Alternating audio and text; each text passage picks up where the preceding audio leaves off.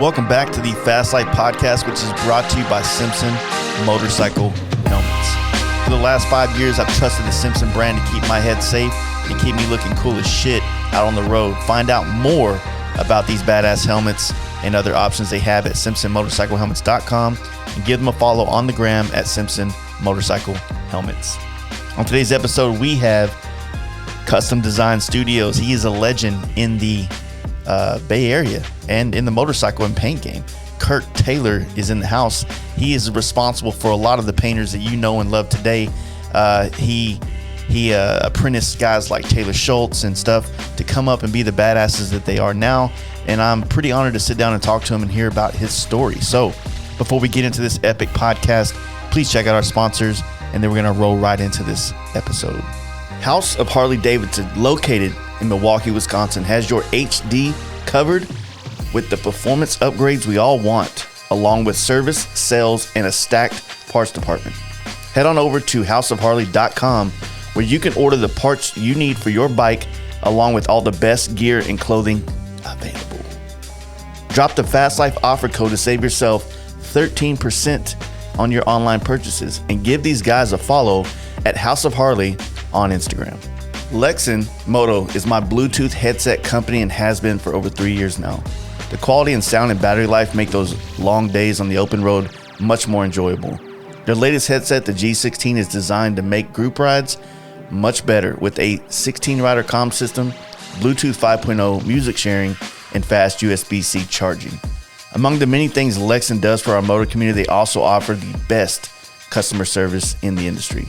The team at Lexan just dropped their new Lexan Smart Tire Pump as well, which is a portable tire pump that can fit easily in your saddlebags. Check out Lexan-moto.com to see all the awesome products, which are all designed to make life on two wheels better. And don't forget to drop the FASTLIFE offer code at checkout to save yourself 15%. And lastly, give these guys a follow on Instagram at Lexan Moto. Thundermax and their ECM computers are designed to provide your EFI-equipped Harley Davidson with the most advanced auto-tuning on the market. And they just released their modules for the 2021 and up HD models. A Thundermax ECM eliminates tuning hassles when upgrading your exhaust or air cleaner, or when adding a cam or big bore kit. Thundermax is also in the suspension game with their iRide rear suspension.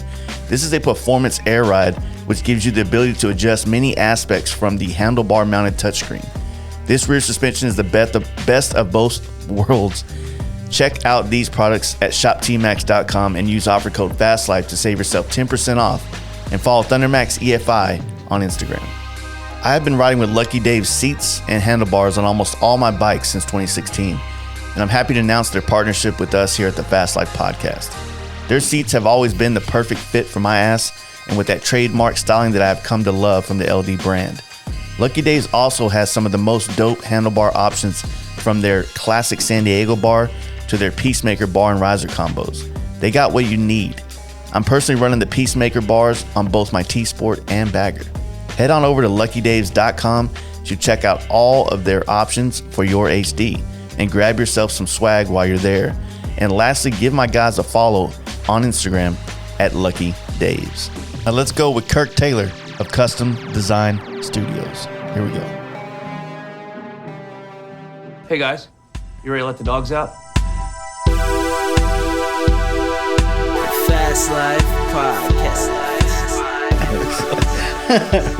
Well, we're rolling now, so I appreciate you doing this, Kirk. It's Sure. You know, like I said, your pedigree, if you will, in the motorcycle and paint industry, it runs pretty deep. And walking around your shop, it's pretty easy to see, you know. And I love talking to guys like you, and I don't mean that as like an old thing or anything, but you've seen so many iterations of the motorcycle industry and the paint industry, for that matter. Yeah. So, you know, like, your perspective is very interesting to myself, and I would like to think that a lot of our listeners, because, you know, I told you just now, like, I got into the motorcycle industry in 04. So up until 04, that shit's, it's all mystery to me. You know, I've heard stories and I've seen some in the magazines, but it's not like social media is nowadays, where we can just scroll back a couple of years and see what you were doing. You know what I mean? So, but you were just explaining to me, like, your dad, machine shop, like, you grew up around that type of stuff. Like, he was a biker as well, right? He was into all this type of stuff.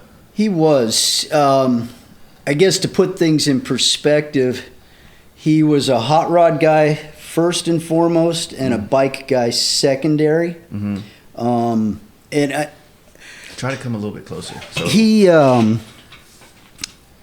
had a brilliant mind. He was amazing when it came to the math side of machine work.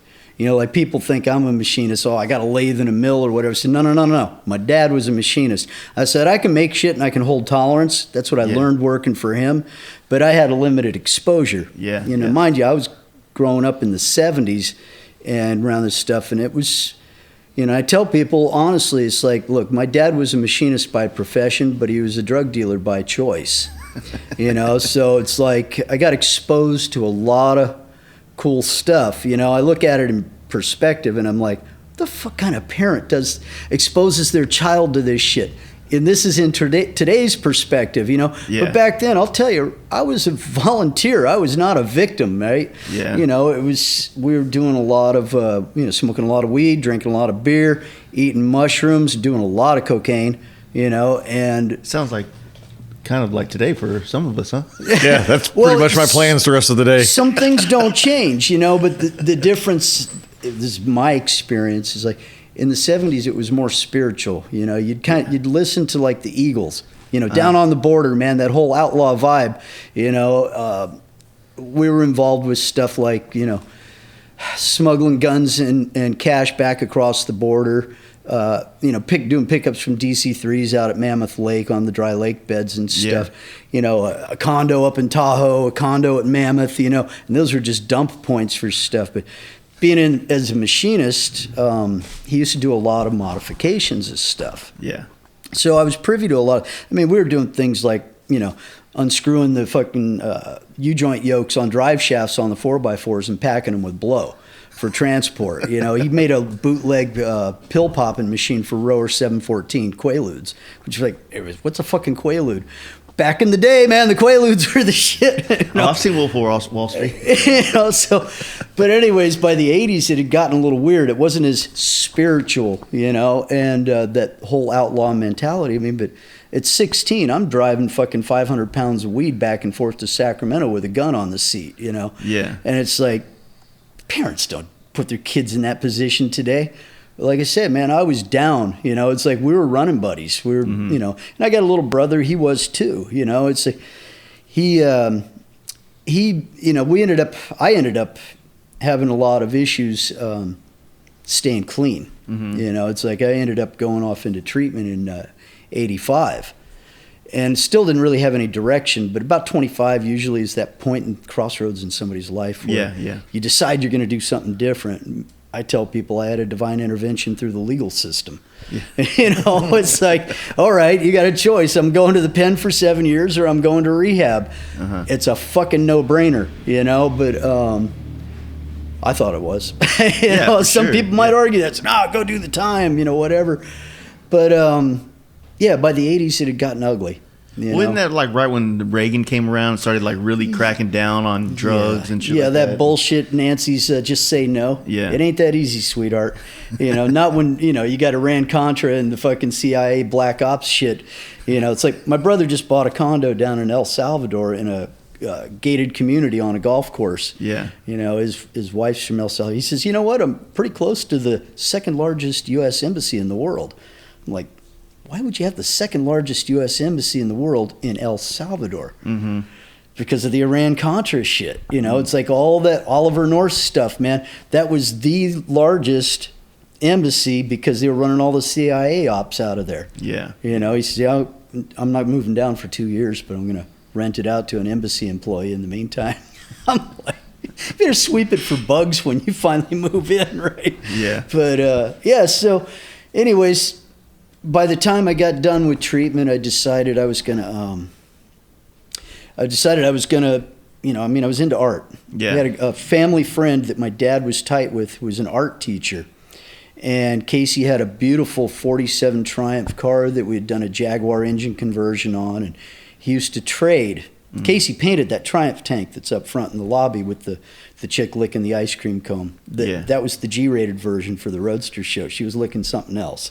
Nice. So, but if you look deep on that, you'll start seeing all the sexual references and shit in it. And it's, his influences were Aubrey Beardsley and Salvador Dali. Yeah. So for me, it's like, okay, I'm out of treatment. I'm going back to school. I want to get into airbrushed pinup girls and stuff, Vargas and Olivia. Yeah. I remember writing a letter to Olivia, telling her how much I admired her work. Because, in that pinup genre, it was pretty much a man's world, and she fucking trailblazed. And, with her work and then working with Playboy and all the stuff she had in there. Yep. And, I've got a couple of her books, like Let Them Eat Cake and things like that. Her shit's amazing, Yeah, she actually took the time to write me back a handwritten note. And I cherished that thing. I was just like, that's cool because, I'm nobody, and she's just starting to get her thing going. It's like she's getting all this prominent attention and stuff, and like you said, doing the Playboy thing, and she took the time to write me back, and it's like,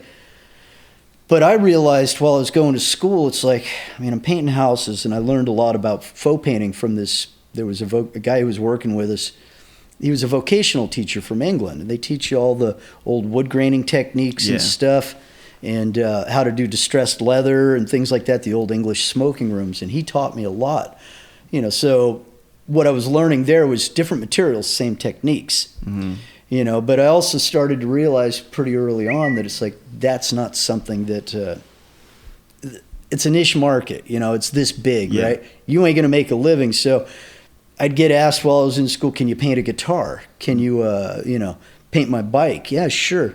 Well, I'm scared to put the sheet metal back on the bike. I want to scratch it. Can you put it on? Yeah, I grew up in a shop, Yeah. And, well, how about a cam job while the bike's down? Yeah. So that's how it kind of segued. It went from more of an art focused into the, the wrenching side of things and whatever that style. And Casey taught me a lot about style. He was an art teacher, and some of the things we got to do with his car was, pretty impressive. Like I got to make the opera wing windows for the rumble seat. They were like plexiglass but brass hexagonal, mill a slot out, glue the wind wings in so it was like two hearts, one on each side, split the heart. Anyways, a lot of little cool detail shit, and my dad was into detail, and so that's what I got from him. My mom, she was a psych nurse. She was off in that industry, and didn't that kind of go away though, like that industry of that? They just started like, because the psych ward was a thing in the early. So I can tell you when it started. In the 80s, when Reagan was president, they started cutting funding for mental health across the board, nationwide.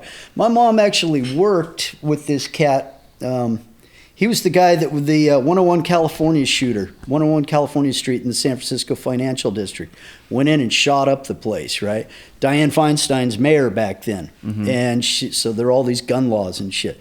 Now, I'll be the first to tell you, I'm pro-gun. I'm kind of a paradox of sort. I lean towards a lot of liberal concepts, but I believe everybody should have a gun. It's like, but I also realize that the biggest problem today is that, like with what's going on now, current stuff, there's no training.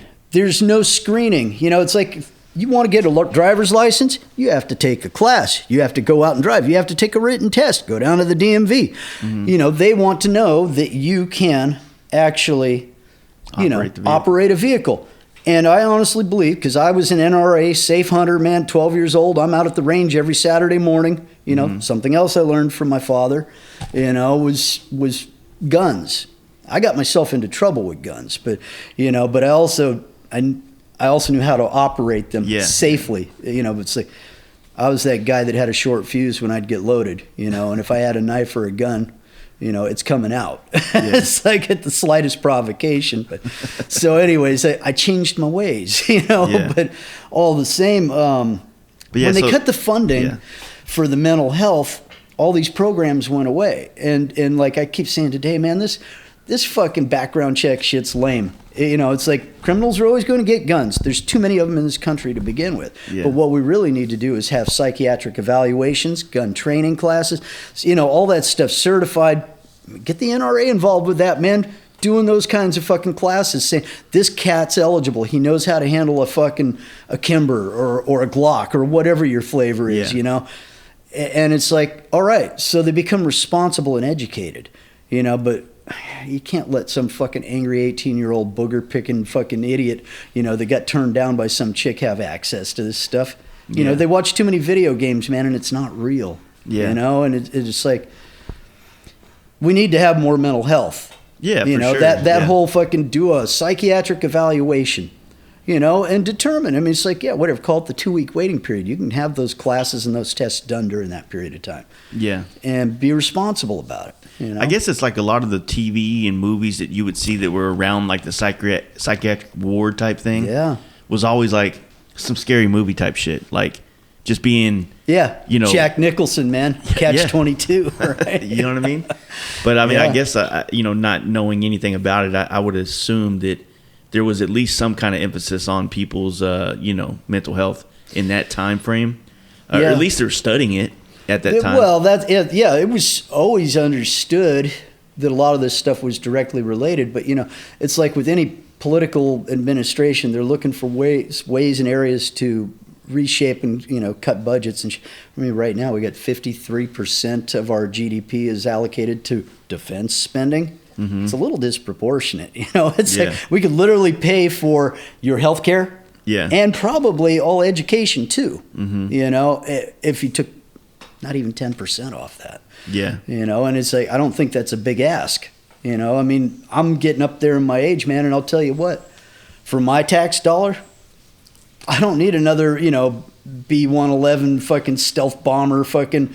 I want health care. You know, I want to know that when this fucking old body's giving out on me, that I'm going to be taken care of. You know, and it's like, I've been paying in. I mean, you know, when I first started going back to school and stuff and was kind of getting away from living an outlaw lifestyle. I was part of the Patriot movement shit. You know, but I realized early on, it's like, man, I'm a small, insignificant gnat in this. And I'm talking Randy Weaver, Ruby Ridge. I'm talking Janet Reno, Waco, and the fucking that era, you know, and the fucking Oklahoma City bomber.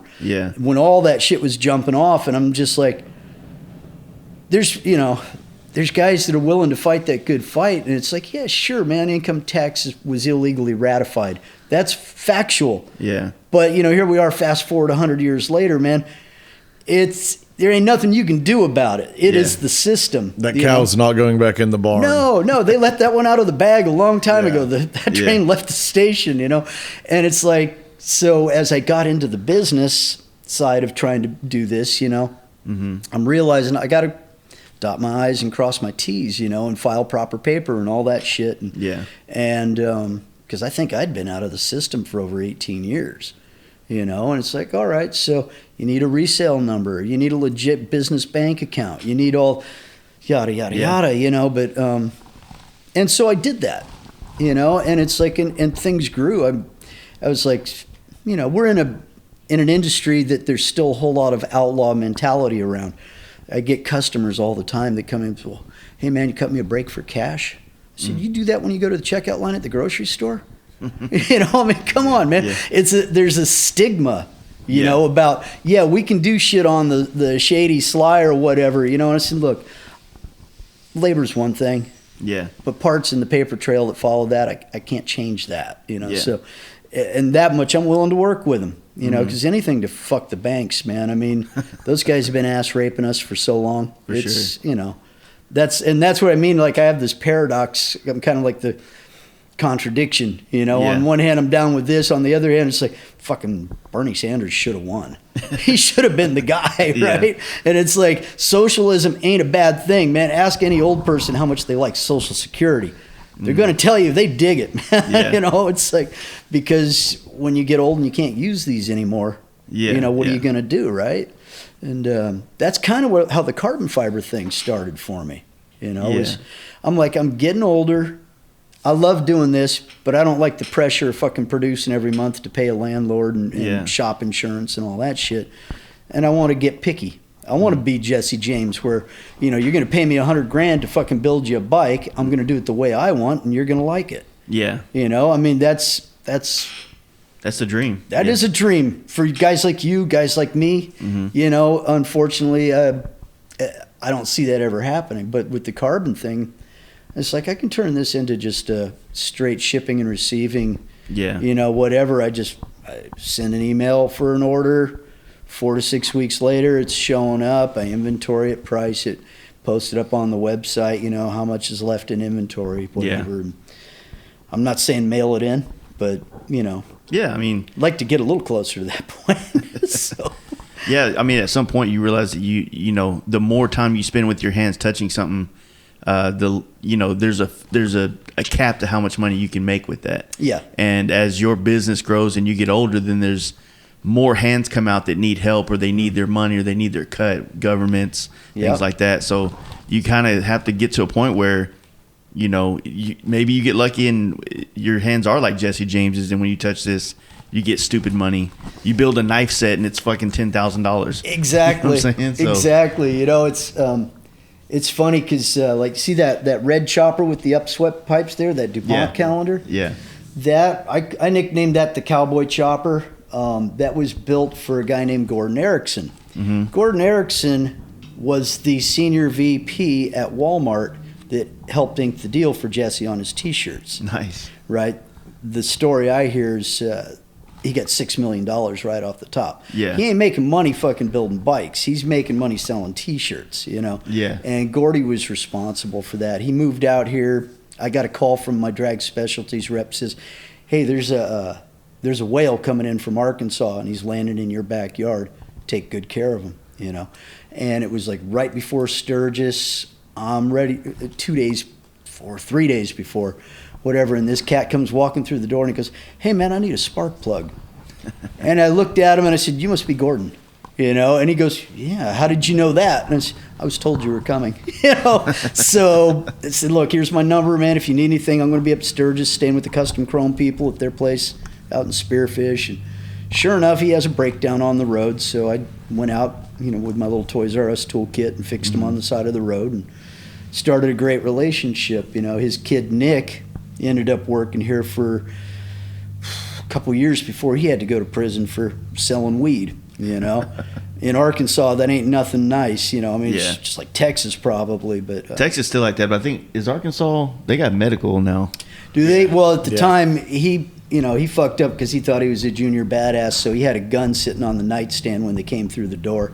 So he got the weapons charge at it. It was a mandatory, And Gordy says to me, I want you to educate the kid, And I kept telling Nick, I said, look, when you go, this is how things are, and you've got to play by these rules. Otherwise, you're going to get either left out in the cold and hurt by any number of people. You're going to get punked out, whatever the fuck, And he started in with this. I said, but you have to run with your own. That's just prison lifestyle, okay? I don't roll that way. I said, that's fine on the street. You roll however you want, man. I'm just telling you.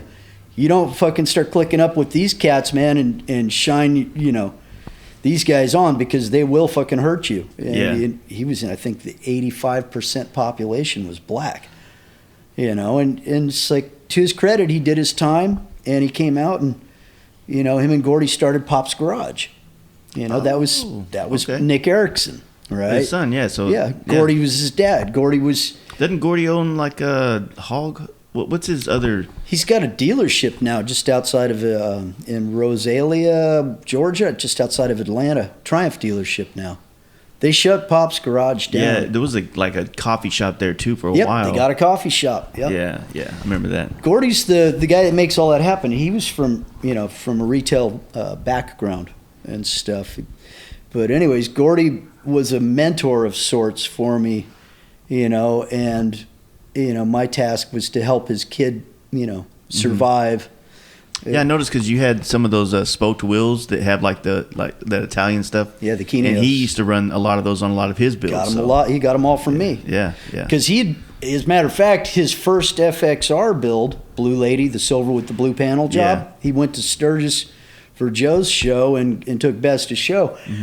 I was flipping a lot of FXRs at the time, pulling them out of the Midwest. It's like I had one that was scheduled for pickup coming this direction. Yeah. And he says, hey, man, I want to do an FXR build. I just happen to have one. I can redirect it it was coming from Missouri, redirect it back to Georgia. Yeah. So he buys it sight unseen over the phone, mails, wires out the money, boom. And I've never done an FXR before. I'm like, all right, I'll walk you through it. Yeah. You want this, you want this, you want this.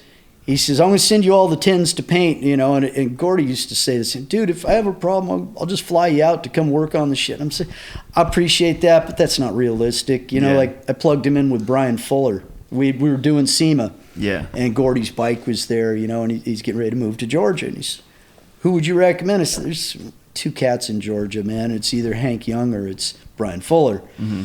And he goes, I don't like Hank's style. It's a little too old school, I said, that's fine. I appreciate that. So, well, Brian's kind of a little bit all over the map, and he's running around with a microphone, doing his little TV thing at SEMA, right? Yeah. So introductions are made, and that was, he put Nick to work there for a minute at Fuller's, So Nick got a good education. He was here for a couple years, here at Fuller's for a couple years. And, and I've had that, being in this business, I've had that opportunity to be part of other builders / artists' lives, Yeah. Taylor Schultz is a great example. Worked here for the first 5 years of his career. Mm-hmm. His brother Adam still works across the street there at the auto repair shop. Nice. And it's like he was down here a couple weeks ago, and we got to chatting, and it's like he starts telling me about all the new House of Colors stuff, and he's spitting out all kinds of chemical knowledge. And I said, listen to you, man, you're like a little junior chemist now, and he goes, he geeks out on that shit, Yeah. It's got this polymer in it, and it's got that fucking whatever. He says, I just got done painting the House of Color drag car, and he says, have you tried that? Was it UC1? Yeah. The newest clear or whatever? And I said, no, I said, I just got used to the 21. And I said, and I struggled with that at first because I was used to the 35, the UFC 35. I liked that. It was great. Yeah. It's dependable, and familiar. But once I got into the 21, I'm digging it too, and he said, I'm going to hook you up with some of that. I'm like, all right. I said, usually I call Mike Taylor, who's, another painter from the area that ended up going to work for him. And like when we did all the Black and American whiskey bikes last year, it's like, dude, I need House of Color. I got to make a whiskey color, a little root beer, a little candy pagan gold. And, you got whiskey. So Mike's it's too much of a bureaucratic paperwork bullshit. He says, I'll just pull it from my personal inventory because they re-up every time he wants something. So he's shipping me down a couple gallons of this, this and that. And Taylor's on the admin side of things now. They're flying him around, with his whole affiliation with they're leaving me on red. Yeah. And it's like, it's cool because I'm really proud of him, for what he made of it after he left here. He stuck to it. And it's like, we had a kid working for us for a while that was a great airbrush artist, but all he wanted to do was airbrush work, He did awesome skulls and shit like that, But I had to tell him one day, it's like, he always wanted to do the $5,000 skull. Yeah. I said, you're going to get 1, maybe 2 a year.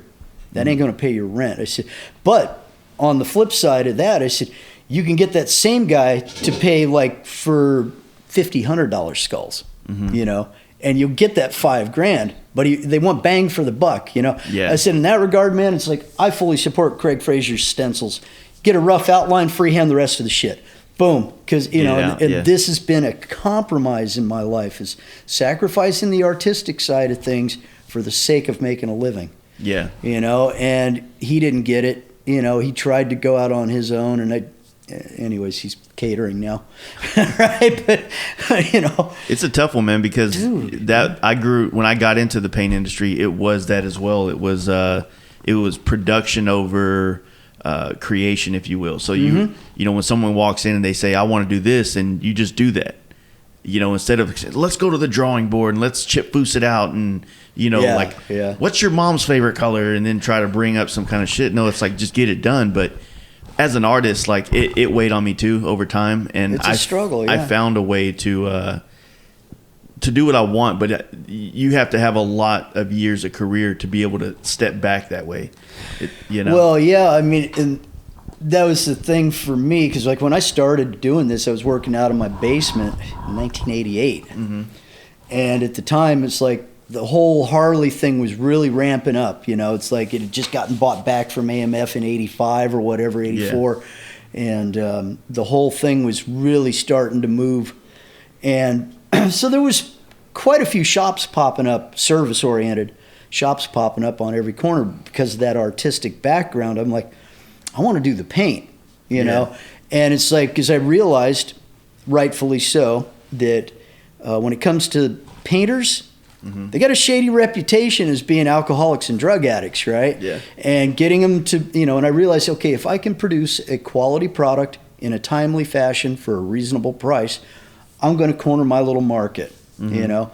And a friend of mine asked me a long time ago, say, what's your long-term goal with this? And I said, I want to be the premier one-stop shop mm-hmm. in the North Bay.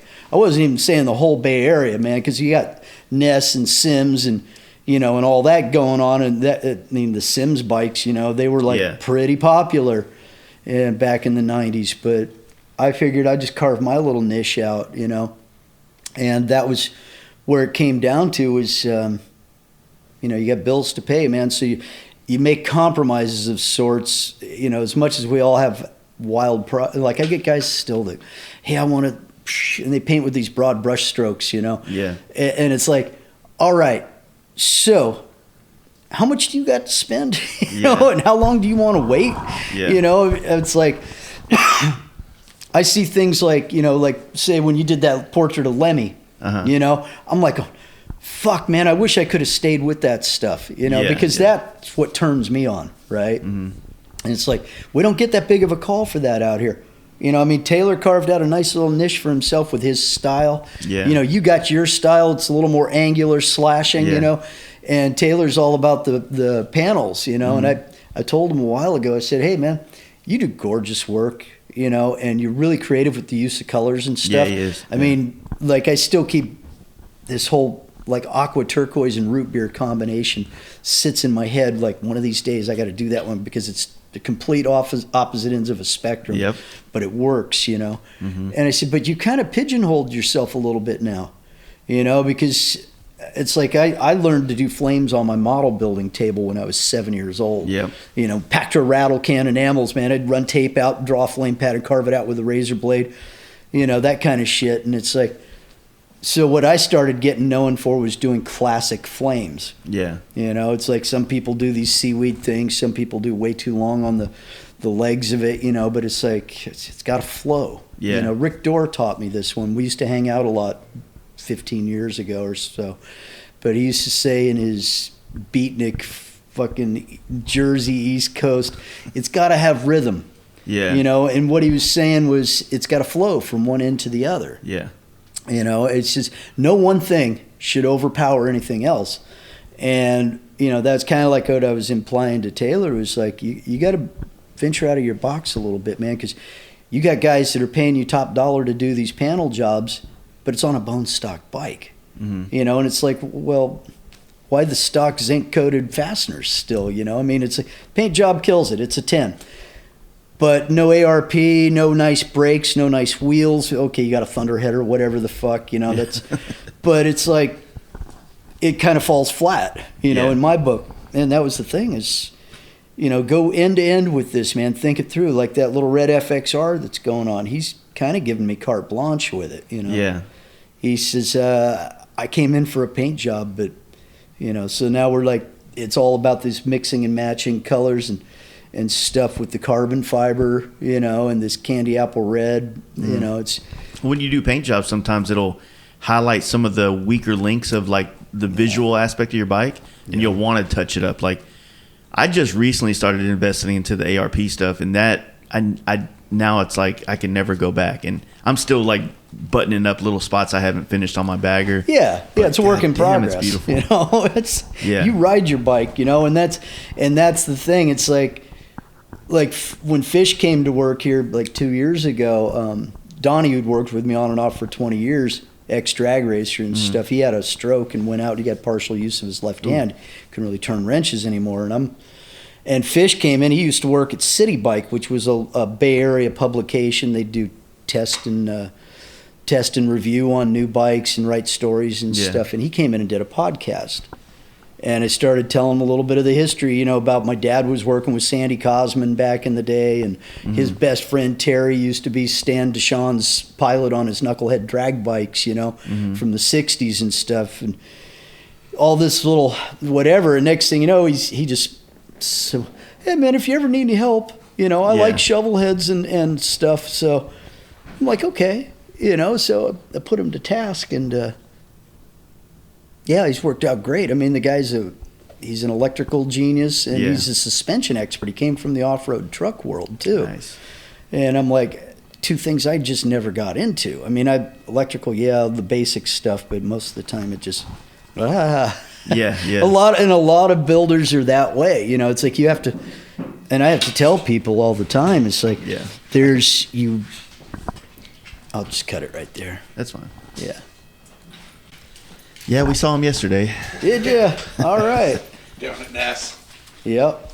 But I wanted to so when you talked about like '88, you were working out of the basement, and you were kind of cornering with all the new shops popping up, and you were kind of getting like the paint work, right? Yeah. Yeah. How was that transition from just nailing down the paint work to when you started gradually getting into doing your own mechanics and your own parts and whatnot? And I imagine that was early 90s when this stuff was started taking place, or did it kind of... Yeah. So in the early 90s, like I did my first ground up build. At the time I was riding a Sportster, and then I got a shovel head and I got a Paco frame and built that up, and and then got my wife on an RT, and it's really starting to ramp up, but the wrenching part was still secondary to the painting part. Yeah. So I started bringing on a few bodies, like at one point I think I had 3 or 4 prep people working on the paint side and 2 wrenches up front, and I got a friend he's an old polisher dude from way back, and at one time he had like 24 employees, and he has a saying today, he works by himself, he says, stay small, keep it all. Yeah. And another friend of mine, Seth Dalton, used to run the Horsepower Productions, doing a lot of shows regionally here. Yeah. He was an old rodeo clown too. But Seth says one of my businesses I had for a while was Cal State Pickup. Okay. Right? Mail order pickup truck parts, 48, Chevy, GMC on up. And he says, at one time I had 30 employees working for me doing that. And he said, what the problem with that was? And tell me, man, enlighten me, And he says, it's 30 different problems every goddamn day. This person's got to take a shit. This one's got kids that need, my kid's acting up. I got to pull them out of school. This one, whatever. I got a doctor's appointment. But and all you're doing is putting out little fires all day long. Yeah. And so. And work becomes secondary at that point too. With all everybody's problems. For a guy like me, it's like I really want to just focus in on doing the work. But, I used to do a lot of my own pinstriping in the early days, and I finally gave up on it because I needed too much focus. Shut the door, turn the music up, no interruptions, turn the phone off, all that stuff. Yeah. It's like because you pallet the brush, man, and it's like you pull a line, the fucking phone rings, somebody wants to know something, and next thing you know, you got a brush sticking on the fucking door. It's like, oh, this thing's fucked, slap, Yeah. So it's you learn to delegate. Yeah. You learn to delegate as a business operator, manager, and and for the longest time I've been saying it's like it's not a me thing. I've seen these shows, man. These cats come off like they're the only one doing anything, and it's like bullshit. You're subbing this. It's like I don't do upholstery. I don't do chrome plating. I don't do powder coating. Yeah. We pretty much do everything else in house. And even that becomes a stretch at times. So like, I got a lathe. I can prototype a part. But it's like when it comes to making 10 sets of fairing brackets for our carbon fairings. Yeah. No, man, got a CNC guy up in Oregon. And he bangs it out, and the prices. They're structured as such that I can still make 45-50%, break 10-15 off for a dealer. Yeah. And everybody gets a piece of the pie. It's and that's kind of where it's working smarter, not harder. Oh yeah. Yeah. Yeah, I was just imagining because like you were saying when Harley bought back, from AMF, and it kind of jump-started this. And then everybody knows about the long waits everybody was doing for motorcycles back in the 90s, getting on waiting lists, not really getting to pick certain things you want. But that was also kind of when the custom choppers, I mean, they'd always been around, but that's when that became another viable option for people to get a bike. Like, fuck, if I'm waiting 6 months for a Harley Softail fucking fat boy, I can probably have so-and-so build me a, one-off chopper, and it'll be more expensive, but, still, no one else is going to have this. Back in the early 2000s, man, I'd have to say I'm fortunate for being in this area. Yeah. Because there's a whole lot of... a lot of big names came out of this area. a lot of industry, a lot of activity around the motorcycle thing. Custom Chrome was right down the road in Morgan Hill. Mm-hmm. And I got an opportunity to paint one of the employees' bikes that they footed the bill for. Some introductions got made. Next thing I know, I'm doing stuff for Tom Perkins at Dudley Perkins, on the strength that he sponsored the Bianchi Fedorov drag racing team. They were pro stock guys. Perkins is the dealerships, right? Yep. They had been around since 1903. They're no longer. Yeah. Tom passed away and his family sold it. But long story short, it's like I got to do a lot of stuff for some local independent shops as well as the dealership and the aftermarket parts companies. Mm-hmm. So that started a relationship with Custom Chrome. Like I say, in the early mid-2000s, they were killing it. Yeah, Custom Chrome was kind of like they had the magazines where you can kind of as an at-home builder pretty much get everything you need to build a bike. I mean, what drag was around, but that was more dealer oriented. As Custom Chrome was like you could get kit bikes. Yeah. Drag never offered a kit bike. Even Tucker Rocky, Biker's Choice, got into the kit bike scene. Yeah. When Custom Chrome absorbed Chrome Specialties out of Texas, Ed Martin's, deal, it's like you could get the Pandemonium motor. You could get cool little. Here's a roller, man. It's a Santee rigid frame with a Paco Springer, et cetera, et cetera. But they had these builder kits, and I was involved with a lot of that stuff. There's like Rich Folk, who used to work with them, him and I started designing parts. Yeah. So they're budget conscious, Hey, we've got this whatever line of parts in the catalog. Can you modify this existing part number so that we don't have to pay Taiwan to drop $60,000 on making a new die for stampings? Yeah.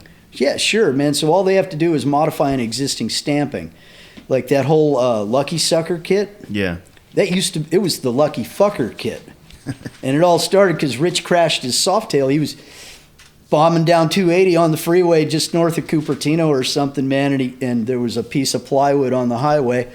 He hits that plywood, it shoots him low side on his bike and fucked it all off. So then it comes down to, well, let's make parts.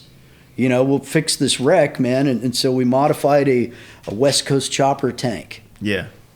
Stubbed it off, but we made it a bolt-on scenario onto a twin-cam Softail. Mm-hmm. Same thing with the rear fender kit. It's like, here's a West Coast Chopper rear fender.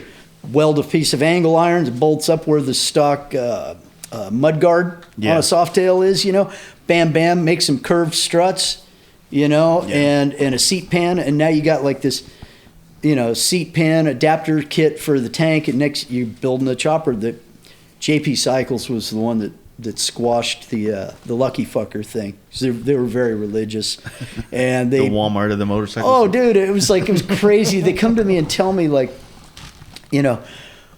well, we have to change the name of the kit line. Why is that? Well, JP Cycles wants us to change it because they find it offensive. And I'm like, I said, how many kits do they sell?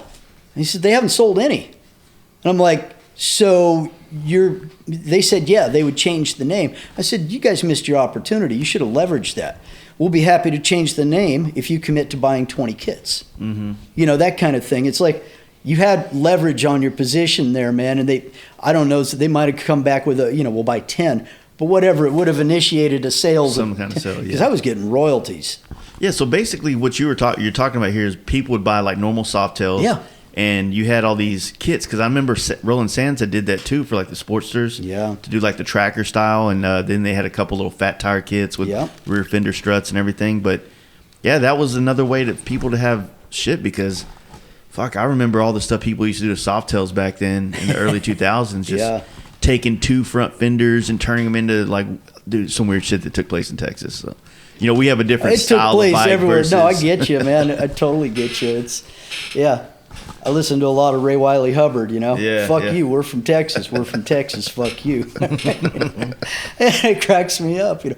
But, yeah, you know, I mean, we built a couple bikes for Rick Dorr. Mm-hmm. You know, it's like, oh, we're going to take one of those Nest tail dragger fenders because he wanted that kind of Vikla, you know, lowrider look to it, but with a white boy influence, you know. Yeah. So Rick's like, okay, but we literally fused 2 of those tail draggers, so it was like, you know, full length, cut the front to fit in, but we had that tail dragger on the back, you know, with some extended fishtails, you know, out, and it's like, he called it the Pimp Daddy or something, you know. Oh. But the pearl white tuck and roll vinyl seat, you know, it's just with candy apple red, and, you know, just, but that was always the thing, is like, you can put together something at the time, you know, like we could make a profit on building a bike for 25 to 35 grand, just with an aftermarket parts catalog, a RevTech motor, Santee frame, yada, yada, yada, you know, but that whole thing went away. John Reed, one of the best designers, world-renowned bike builder, Jesse's talked about, John was a huge influence in his life. He came out with this Yamaha, I forget the name of it, gold-plated, 1980s Virago or something. And it was insane how ahead of his time he was with that, because got all kinds of international recognition, accolades, yada, yada. Custom Chrome signs him to a designer contract. That whole Mirage series of plastic fucking doohickey shit, gas caps, covers, mirrors, points covers, derby cover, etc. That was all John Reed, right? And did that turn into Kuryakin? Damn near. I mean, you know, there's a lot of people that pick up influences from someone else. Yeah, there it is. That bike, that's iconical. And Jesse even commented about how much that bike influenced him. And that's wild. What year was that when he did that? 80s. 80s? 82. Yeah, in the 80s, man. So fast forward to Sturgis, the AMD, right? And I want to say 08, somewhere around in there. John drags it back out, takes it to the AMD show, and places in the top 10 with it. Has changed nothing on that bike in 30 plus years, right? Yeah. And it's like, that's how relevant it is. But that was always something that I keyed on, man, is like, trends come and trends go, but you want to do something that's timeless. Yeah. Right? 20 years from now, you're not going to say, oh, that was the 80s, man, with faux granite and fucking bubblegum splash graphics, or a Chevy Heartbeat fucking neon thing across. Yeah. It's like, gag me, man. I mean, that was nasty back in the day. But people were asking for it, you know? And it's like, it's like Real Fire. Yeah. Real Fire's, you know, I mean, I just did a job for a guy recently with that. And it was a early 2000s soft tail that was kind of a pro street vibe. And I'm trying to talk him into like, look, I like doing this thing with it. I'll do a black base, a traditional flame job tape out, and then Real Fire in the background around it. He wanted blue Real Fire. And I said, I've done plenty of the, you know, it's all over the place, Marc Lavalier style, but I don't like that. I want it to look more like a flame, you know, so I'll just literally start freehanding. I did a 32 Ford for this guy, that same pattern, man. It was like a butter yellow with the candy orange and gold and red tips and stuff, and making hot pockets, but just freehanding flame patterns, you know, and so it looks more traditional, but it's loose formed airbrush. You know, so it didn't get pigeonholed in with the Marc Lavalier fucking style. Instructional style of it. You know, it's like you got to carve your own niche. You know. I mean, I guess to your point of like making something that's timeless, I don't know if when you're doing that you actually know that you're making something timeless. You're just building something that you want to build, and sometimes I think you hit the mark. You know what I mean? Maybe or I'll say for me, I'm much more conscious of it now. Yeah. You know, and I start out with that intent that 5 years from now it's going to be relevant. 10 years from now it's going to be relevant. I like to think about, like, you know, this whole panel job on the carbon fiber stuff. Yeah. That's never going to go out of style. Yeah, true. You know, I mean, trends will come, trends will go. But at the end of the day, you won't be able to say, oh, that's so 2022. Yeah. You know? I mean, it's a style that was created in the 60s. Yeah. So, you know what I mean? It's just People obviously look at newer this, versions. They look at this variegated gold leaf and they're like, what the fuck is that? And it's, man, that's 60s AAFX gassers, you know? Yeah. All the lettering they do, man. Like, there's a Fiat Topolino car that says Pure Hell on the side of it. I think Revell made a model kit of it. Candy apple red, pearl white side panels, Pure Hell, variegated gold leaf. Looks sexy as fuck. It looks like a Mattel fucking Hot Wheel. Yeah. You know, and it's like, that was the shit, man. Variegated leaf was what the racers used. And it adds a whole nother aspect or dimension, you know. It's like, yeah, it's like a chemical application to a copper leaf. Yep. You know, but it gives you something fresh to look at. You know, I like it. 60s psychedelic fucking oil slick look, whatever. You know, so Jimi Hendrix inspired. I got that Jimi Hendrix leaf, bruh. Yeah, exactly.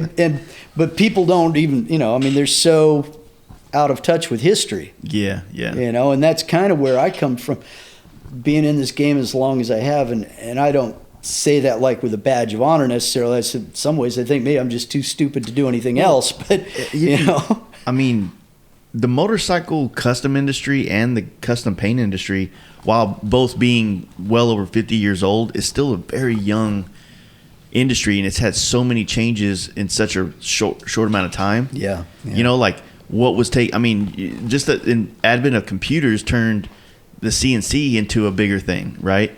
The advent of vinyl cutters made it where most of us don't have a sign painting background. You know what I mean? So there's just like so many things that you have to learn. Nowadays, you know, when painters hit me up, I'm like, dude, if you don't know how to run a vinyl cutter, which is learning how to run a computer to draw on, it's like, it's hard. You got to find a dude to do that. Just like some people would have to find a pinstriper and find an airbrush guy. And yeah, it's just, there's a lot of things that have to come together to build a bike.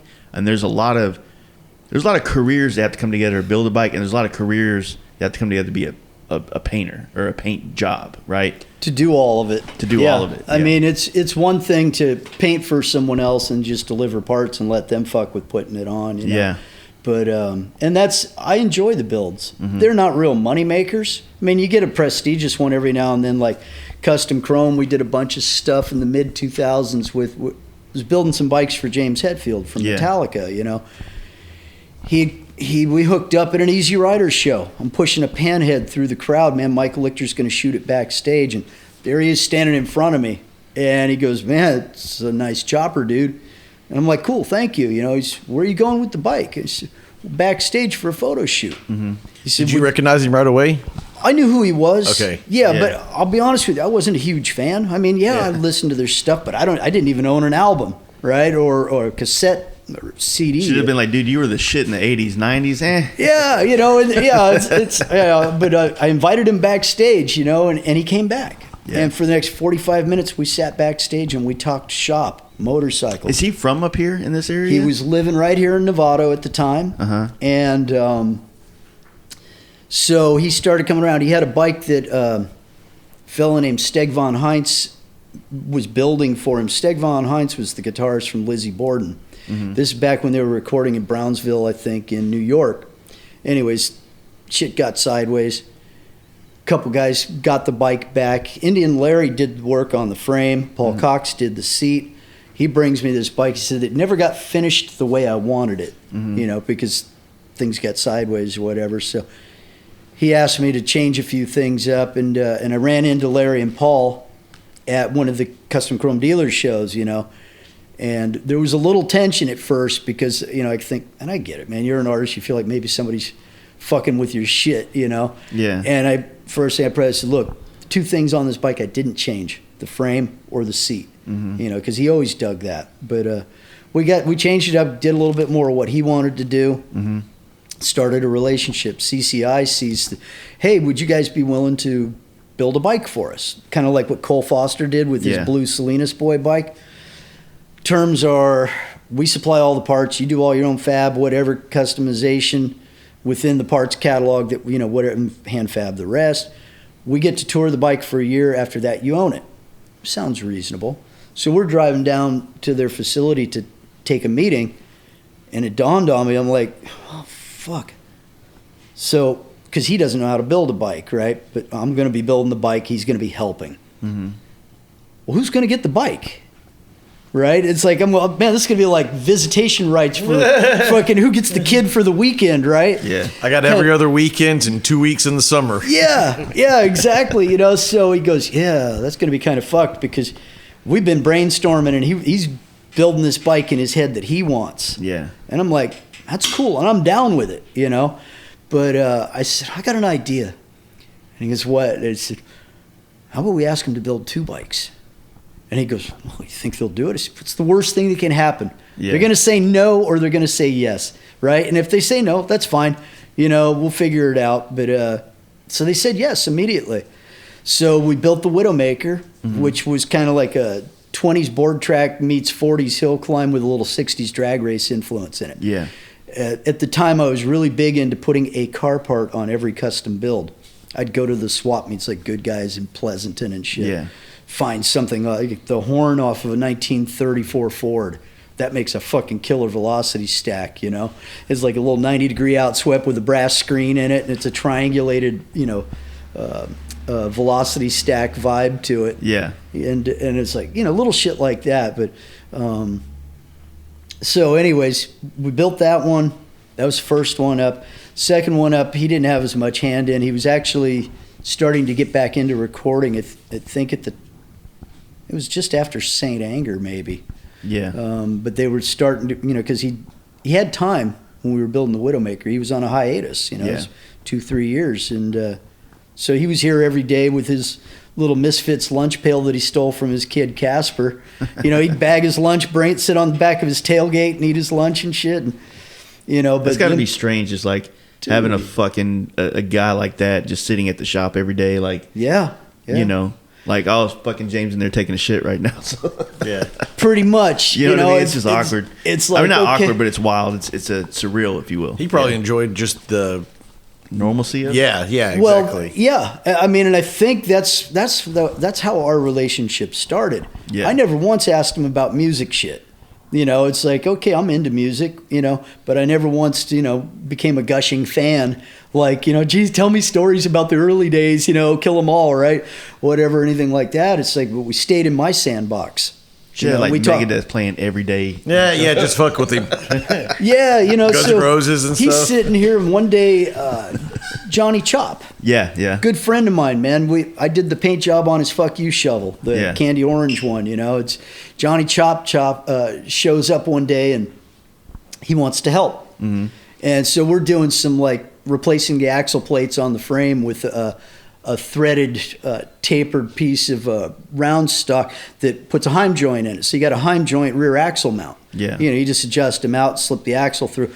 It's a cool kid looking thing, you know. It's like, wow, now that's different. Mm-hmm. Say, Johnny, come on, and you could start, like, you know, tacking some shit up here. We got it on a frame table. I got a frame table, you know. Yeah. And he was doing exactly that. He's like, he's trying to weld, man, and he's sitting on the stool, and he's like, the helmet's up, and he's like looking down at the torch and the rod, and he's like looks up and he's seeing James, and he's like stops and he leans over, he goes, dude, I feel like a nervous fucking schoolgirl. You know, it's like, because he says, I swear I'm not starstruck. I said, yeah, pinch yourself, man. Keep telling yourself that. It's like he wanted to be one of the guys. Yeah, you know, and like I had this talented friend builds bitch and battle axes, and like I got this 40-year anniversary wood burl thing over there with flames and a half a skull on it. It's a gift, you know. Give it to James when he's in town, and he used to do this shit. He'd fucking bring things, you know. Oh, can you give this to James? Can you give this? I said, check it out, Randy.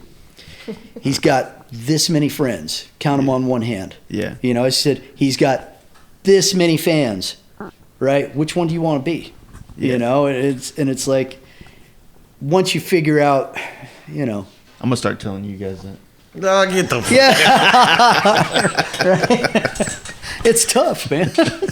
So, yeah, he got to experience normalcy before they started going back out on the road. Yeah, you know? And that was always the nature of our relationship. But I also think in a lot of ways that became a barrier of sorts, because I treated him like one of the guys. Yeah. You know, it's like, from what I perceived, the stardom side of things, it's like, when you sign on for that, it's a double-edged sword, right? But you don't get to turn it on and turn it off. Like today I want to be James and tomorrow I want to be that guy from Metallica. Yeah.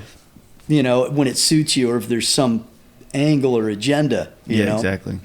And he used to say that, I just want to be James today, you know, kind of thing. And it was like, and I'd tell him that, you know, and then he'd like check out for a while and he wouldn't return calls or whatever. And I busted his balls about it. I'm like, dude, you know, it's just disrespectful. It's like, if I shoot you a message or whatever, can you do me a solid and just fucking respond? You know, like whatever, you know, I'm busy, I'll call you later. That's fine. I said, but just to ghost somebody, it's like, you know, we're either friends or we're not, man, but this don't feel like it when you play that.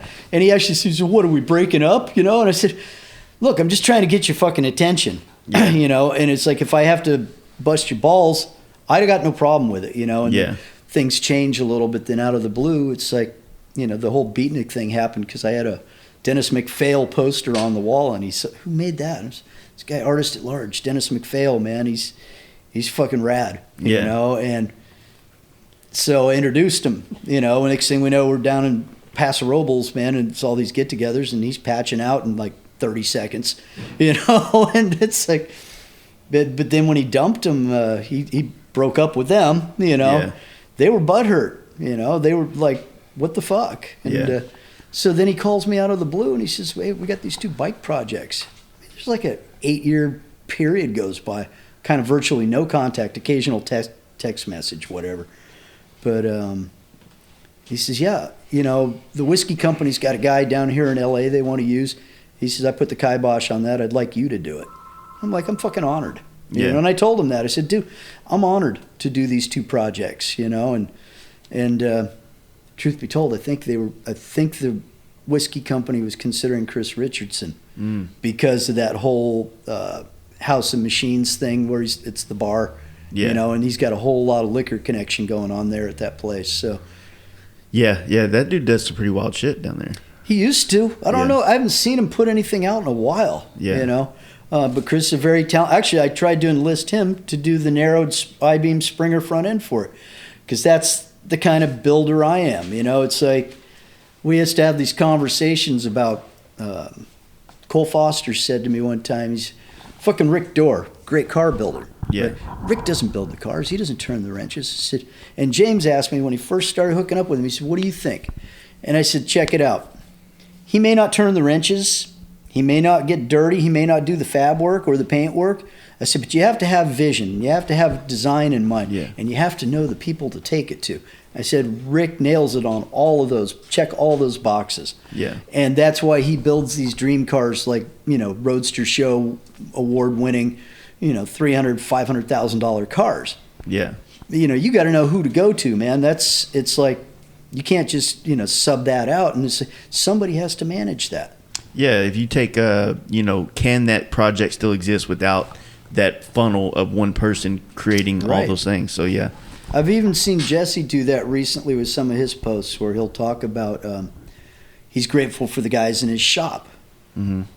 Honestly, I think I remember a time he wasn't so quick to, you know, to lay praise like that. He's changed a lot, and I respect that, you know.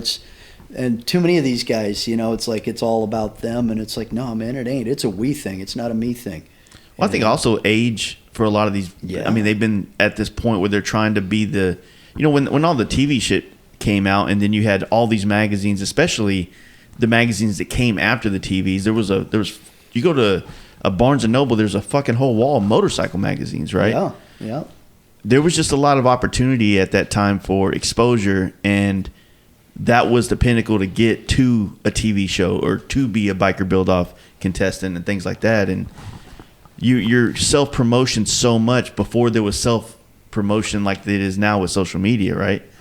And that's what it's always been a bit of, you know, it's like self-promotion and managing the ego. You know, it's like ego's a huge, it's a double-edged sword. It is. It can take you a long way, and it can also fucking knock your feet out from under you, you know, real fast. And it's an interesting thing, you know, but I've always tried to stay humble with it. You know, it's like, you know, whatever. I've done these, fucking been in I don't know how many magazines, but done TV shows, you know, And it's like, but at the end of the day, that shit all comes and goes. Mm-hmm. Fish said that to me a while back. You know, he says, dude, you just want to be famous. I'm like, sir, Lavis, I've been there, done that already. I said, that don't pay the rent. You know, it really doesn't. It's guys were fucking bending over backwards and selling their soul trying to line up to do TV shows back in the late 2000s, you know? And it's like, for what? You know, that you get a 30-minute show. I mean, Brian, man, I think he got robbed on that fucking Biker Live thing, his little 30-minute. It was just a mad thrash, and they just chop edit this fucking thing. It looked like an MTV video. Cut. Yeah. You know, and it's like, people get the wrong idea. You cannot build a bike in 30 minutes with commercial breaks. Yeah. You know, it's like we did Chopper Challenge, man. I did the first Geico bike, and it was like, and that used to be one of my things. It's like, you cannot build a bike in 44 minutes with commercial breaks, you know, but people get that idea because they watch the Tuttles too much or the West Coast Choppers, and they just say, why does it cost so much? Yeah. Because it took 6 months to fucking do. Or under a deadline like, you know, the one show we did, 30 days. You know, we're providing some parts, but the rest is on you, and here's a $10K budget or whatever. You can't get shit for $10K. Yeah. You know, but it's like, you got phone numbers and connections, and you call on your resources, you know, and you make shit happen. Yeah. You know, it's unfortunate that the TV show thing went the way it did. I actually at one point was pushing for, we need to start a builders union, you know, kind of like the Actors Union. Yep. SAG. IMDb, you know, or data. Yeah, it's like everybody fucking has a union card, you know, because these motherfuckers were exploiting the builders, you know, for their grasping at the brass ring. You know, I want that fucking 60 minutes of fame or whatever. And it's like, you're going to bankrupt yourself doing this. A lot of people, I saw a lot of people actually do that. Yeah. And, and you know, they would, you know, like, you know, Gas Monkey, they're based out of Dallas. Yeah. I don't know Richard very well, but I know of him and how he got there. And he basically paid like a camera guy to follow him around to all these things, all these little swap meets, all these deals. And then they produced their own little TV show of it. And then they pitched it to, you know, Discovery. Yeah. And that's how they were able to kind of deal. And that's how he had so much ownership of the show. It still got a little wonky, you know what I mean, here and there. But, I mean, I'll be honest with you, I never really watched the show at all. But, you know. It was kind of see, they have a thing. Like, I had an idea to, you know, I was getting pitched by CCE to do they were going to film a bike build. They wanted to do USA versus Europe. Yeah. At Bad Salufsen. Big show, custom bike show in Germany in December. And it's like, oh, come on out and do this. And I'm like, well, what's in it for us? Well, there's going to be a lot of TV exposure. I'm like, are you talking international? Yeah. No, local, German. I'm like, seriously? You know, so, okay, you know, usually when Who am I trying to be, David Hasselhoff? Yeah. Fucking drooling on my hamburger, fucking shit-faced drunk, you know. But, I told Axel, I said, I'm not interested. You know, I said, so I started brainstorming it. We're leaving Verona. We got snowed in, you know, so we're spending a few extra hours. Craig Frazier, you know, come in from Bakersfield. He was there. But I started saying, I want to do something different. Instead of these build a bike under some ridiculous deadline, creating false tension amongst, you know, I mean, whatever the build deadline's tension in and of itself, but interactive, you know, like your team is struggling and fighting amongst each other and arguing, you know, and it's like, and that's their formula. They want that fucking bullshit. And I said, I don't want to do bullshit, man. Yeah. I want to make smart television, you know. So I had this idea at the time. Anthony Bourdain, man, was killing it. And why? Because it was real. Yeah. You know, it's like dude's going in, he's taking us places, showing us, and I said, I want to do the same thing with the motorsports industry. Yeah. Not just bikes, but, you know, and we cut a sizzle reel. Did a bunch of work. One, the producer from the Chopper Challenge series. Two, my friend Warren. He did a lot of the MTV stuff with Bam Margera's, his brother-in-law. Okay. Fucking, he's a mess right now. But anyways, but Warren's a good kid, and we put together a nice 13-minute sizzle reel that we, you know, spliced down. And that was what we were pitching to network. You know, actually, Chris and I, because I wanted to have Chris as a partner. I said, I'm kind of like the type A, little bit, you know, California surfer vibe, you know, whatever, and you're kind of more of that 50s rockabilly. Dude, I'm just glad to be here, kind of humble, you know. I said, but we can play that like Fuller does with his guys, where Brian's the outgoing, gregarious guy, and the other guy, Birdman or whatever, was, he's more of the technical geek, Yeah. And I said, because you have to have those personality contrasts. I said, but I want to go to these places, and I want to, like Tay Herrera, the engraver, good friend of mine. Yeah. I pick up the phone, Tay stops everything to do work for me. He says, I won't do it for Jesse. Jesse pays me well. He said, and I'm just like, I'm honored, that kind of thing. And said, but I wanted to go there. And we laid out this whole list of places to go, people to see, international, national, and I think what ended up happening, and Chris confided this to me, he says, I shared the idea with a couple of these Hollywood guys that come down there to the House of Machines and stuff. And it's typical Hollywood. But anyways, next thing you know, what's his name? Walking Dead dude. Reedus. Yeah, Norman Reedus. There's a trailer comes out and he gives a press release. And I got a write-up on this. I registered it with the Writers Guild and everything, trying to protect the rights and stuff of it. Yeah. And it's like I used the terminology in there where, how did I put it? I can't even remember now. This is what happens when you get older. What's your train of thought? But it was like I used this specific phrase, Anthony Bourdain on two wheels. Yeah. I said, I want to be doing Anthony Bourdain on two wheels. Next thing you know, the Norman Reedus press release comes out.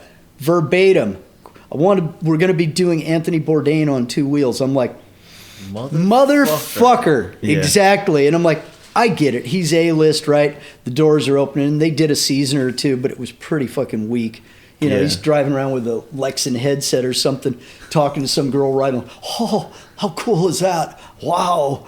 Oh, look at that. And I'm just like, oh, this is fucking horrible. Yeah.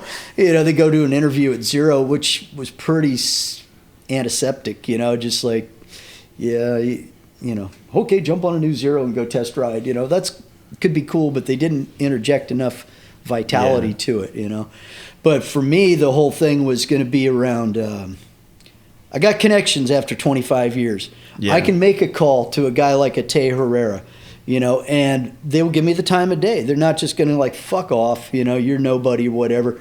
Especially when you lay out the whole program to them, it's like, this is what I want to do. I want to raise the level of integrity, because the shit they're putting out now, and Zach went through this. They kind of made him look stupid, I thought. It's like that show could have been so much more. Yeah. And it's like, well, like with need that, to your point of what you were saying about doing the the Anthony Bourdain on two wheels, exposing these trades that aren't necessarily getting the same TV light as they used to. It's like when some of that early the Motorcycle Mania stuff was coming out, there was a little bit more of a respect towards the trades. Yeah.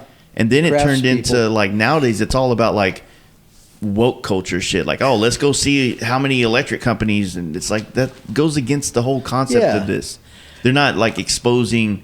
I got exposed. I grew up in a paint shop, and it wasn't until Monster Garage that I was exposed to airbrush. Right. You know what I'm saying? Yeah, exactly. So it's that like far separated, especially nowadays we have social media, so that's where people find that stuff, but on TVs you still have to look for it on social media. It's not like it's shoved in your face. Like you gotta find your algorithm, if you will. But that'd be dope. They dumbed it down like most things in society today, because you're right, the builder shows that they used to put the emphasis on the trade, and I always hated the douchey I understand a real life deadline, but the drama deadlines, I hated it. There was always more. Let these guys work. Like, they're creating Paul art. Sr. throws a wrench, and Junior says, Daddy didn't pay enough attention to me when I was a kid. Yeah. Oh, fuck off, I always enjoyed actually watching the fabricators work and learning. Right. Just like I said, doing the kind of what you were saying. You can do a parody show where they're doing that in the background, but the real show is like the workers like getting shit done while the owners are in the back just fucking like throwing a fucking Orange County chopper tantrum. Yeah, and to even add a twist on that whole concept that we were trying to shop around, because they kept saying all the network people, right, were saying, we're looking for something new. truth of the matter is, none of them has the balls to fucking present anything new. They stay in the confined restraints of next verse, same as the first, right? Yeah. And it's all a variation on that, right? But I was saying, look, we can even go so far because every now and then you'd see like a hands-on. Anthony Bourdain's going to, shake the skillet and stir fry some stuff in a wok, whatever. But most of the time, he was never cooking. Most of the time he was talking or watching. And I said, I'll even be willing to step in and like take and be showing us hammer and chisel how to do the old school hand engraving, like you do on hunting rifles and shit. Yeah. And it's like, give me a hammer and chisel. Tell me to make some marks, right? And I'll fuck up, just to demonstrate how fucking hard it really is. Yeah. Because of that false impression that, anybody can do this and you can do it in fucking 44 minutes with commercial breaks. And ultimately that's inspiring watching some, especially someone like you doing the fuck up and learning that blows. And I was down for that. I said, I don't feel that's going to embarrass me in the least, not at all. Yeah. I mean, he asked me if I wanted to go on Jesse's new show after we did the Blackened bikes. And I said, no. Mm-hmm. He says, why? And I said, because I think Jesse might hold a grudge that he didn't get to build the bikes. Mm-hmm. And I'm not going to give a platform for him to potentially embarrass me. I can do that just fine on my own. So I took a hard pass on that. And he goes, Tay's like, you're right. Yeah. He's all, you're right. He says he would have never been able to make deadlines to begin with. Yeah. But it's, as he's finishing up a hand engraved fucking Dominator frame, it's like, yeah, that shit takes years. That's not we need a bike by Sturgis, whatever, 8 months later, that kind of shit. And it's like, there you go. I'm your guy, I can make it happen. So but we need something fresh. If there's, whether it's YouTube stuff, podcast inspired, whatever. Well, the YouTube stuff, I mean, there's a plethora of content but it's, it's kind of the same thing. If you look at I'm not trying to talk shit about it, but this is just an obvious fact. But if you look at what we're talking about with the networks of how they say they want new, but they all do the same thing, mm-hmm. That's exactly how most YouTube channels are motorcycle content wise. They throw a camera on the front of their mouth on their helmet. They go and talk about this cushy seat for 4 miles.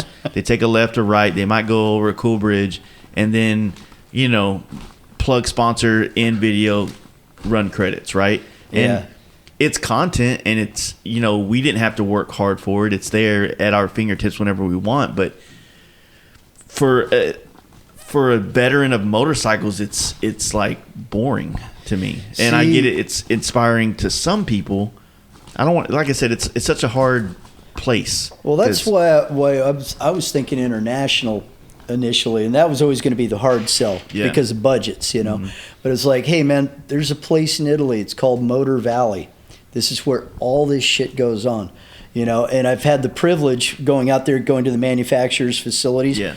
I know the region and the culture, and it's like, you've got Ducati up in Bologna, you got Ferrari and Lamborghini down Modena or whatever, but all through Motor Valley, it's the Emilia-Romagna region, and it's all motorsports related stuff. I mean, I've been out to the Paoli factory where they make inverted front ends, my carbon fiber suppliers places, they're making stuff for Ferrari, Lamborghini, and Maserati, and it's like going over here, Mupo suspension, they're killing it on the SBK circuit in Europe, that kind of stuff. And I said, these are the places I want to go.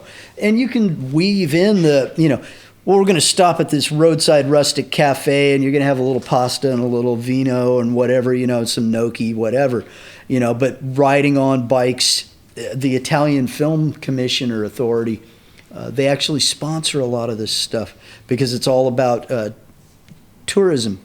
Yeah. People see this and they want to go. I mean, who the fuck doesn't want to go to Italy, right? Yeah. Could you imagine riding motorcycles through the Italian countryside in the spring? Just on your way to... The way my bank account's set up. Yeah. And, I'll be honest with you, man. I'm looking at it's like, they got enough budget in this fucking TV show idea, man. It's like, they could pay us to go fucking travel like an Anthony Bourdain, and do that shit. And it's like, yeah, that's living the dream and that's bucket list shit. But in some smaller ways, it's panned out for me, with the invites to Verona Motorbike Expo and Bombfest in Barcelona, Spain in October. Mm-hmm. We got to do that after the show this last October. They raised some of the restrictions, that one of the dealers over there's got the 2022 models. Where do you want to go? Yeah. Wherever the fuck you want to take me. And we're riding down the Spanish coasts on brand new motorcycles and then up into the mountains and having lunch at a roadside cafe overlooking a lake next to a Spanish castle. I'm like, the head of fucking Zodiac, International, Vincent Pels is there, and all these other bike people, that were at the show. But it's like, this is the shit, These guys are bombing down the road through the canyons. You can hear them, and it sounds like the Isle of Man TT. It's like this dude's ripping $9,000 plus on some rice rocket, and you're just like, fuck yeah. I'm sitting here having tapas, man, overlooking a lake, at a roadside cafe, and that's the shit. But that's the shit that people want to see, Yeah, I totally agree. You know what I mean? Yeah, that's. I've already said the word on this, but it's inspiring. I mean, just flat out, it's inspiring. Any sort of travel. We were talking earlier about the different levels, and the Sportster guys don't come in and spend that. Well, they're this level. Yeah. We're getting to the point where we're not far away from having ridden all 48 states. So the next thing is looking. All right, where can we go? Not in our country. Yeah, we still got a lot of riding here to do and rewriting stuff to do, but it's inspiring. I mean, at some point, I can only go to Utah so many times before. Let's go to Mexico.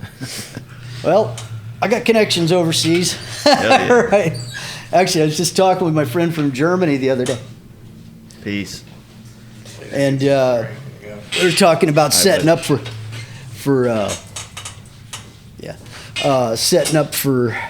Bombfest. Uh-huh. And it's the second largest tattoo convention in Europe. That's their predominant moneymaker for the event, but they have what they call culture festivals over there. Mm-hmm.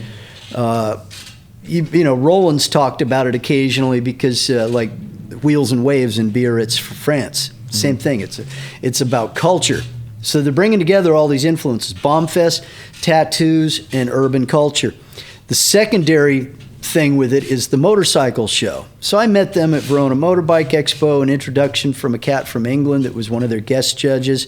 You need another judge, somebody from the States. Get old Kirk over there. Mm-hmm. Great. They pay the freight, man, cover airfare and lodging for 4 days of the show. Yeah. I'm down with staying for a week afterwards on my dime and just, Galfer, we went and toured the Galfer factory through my Connect Here with Galfer. He said, yeah, Sandro can line it up, man. Galfer factory has been in Barcelona, Spain, the outskirts, since 1958. Damn. Fucking, we were watching when the cubic rotor was being made. They were testing it.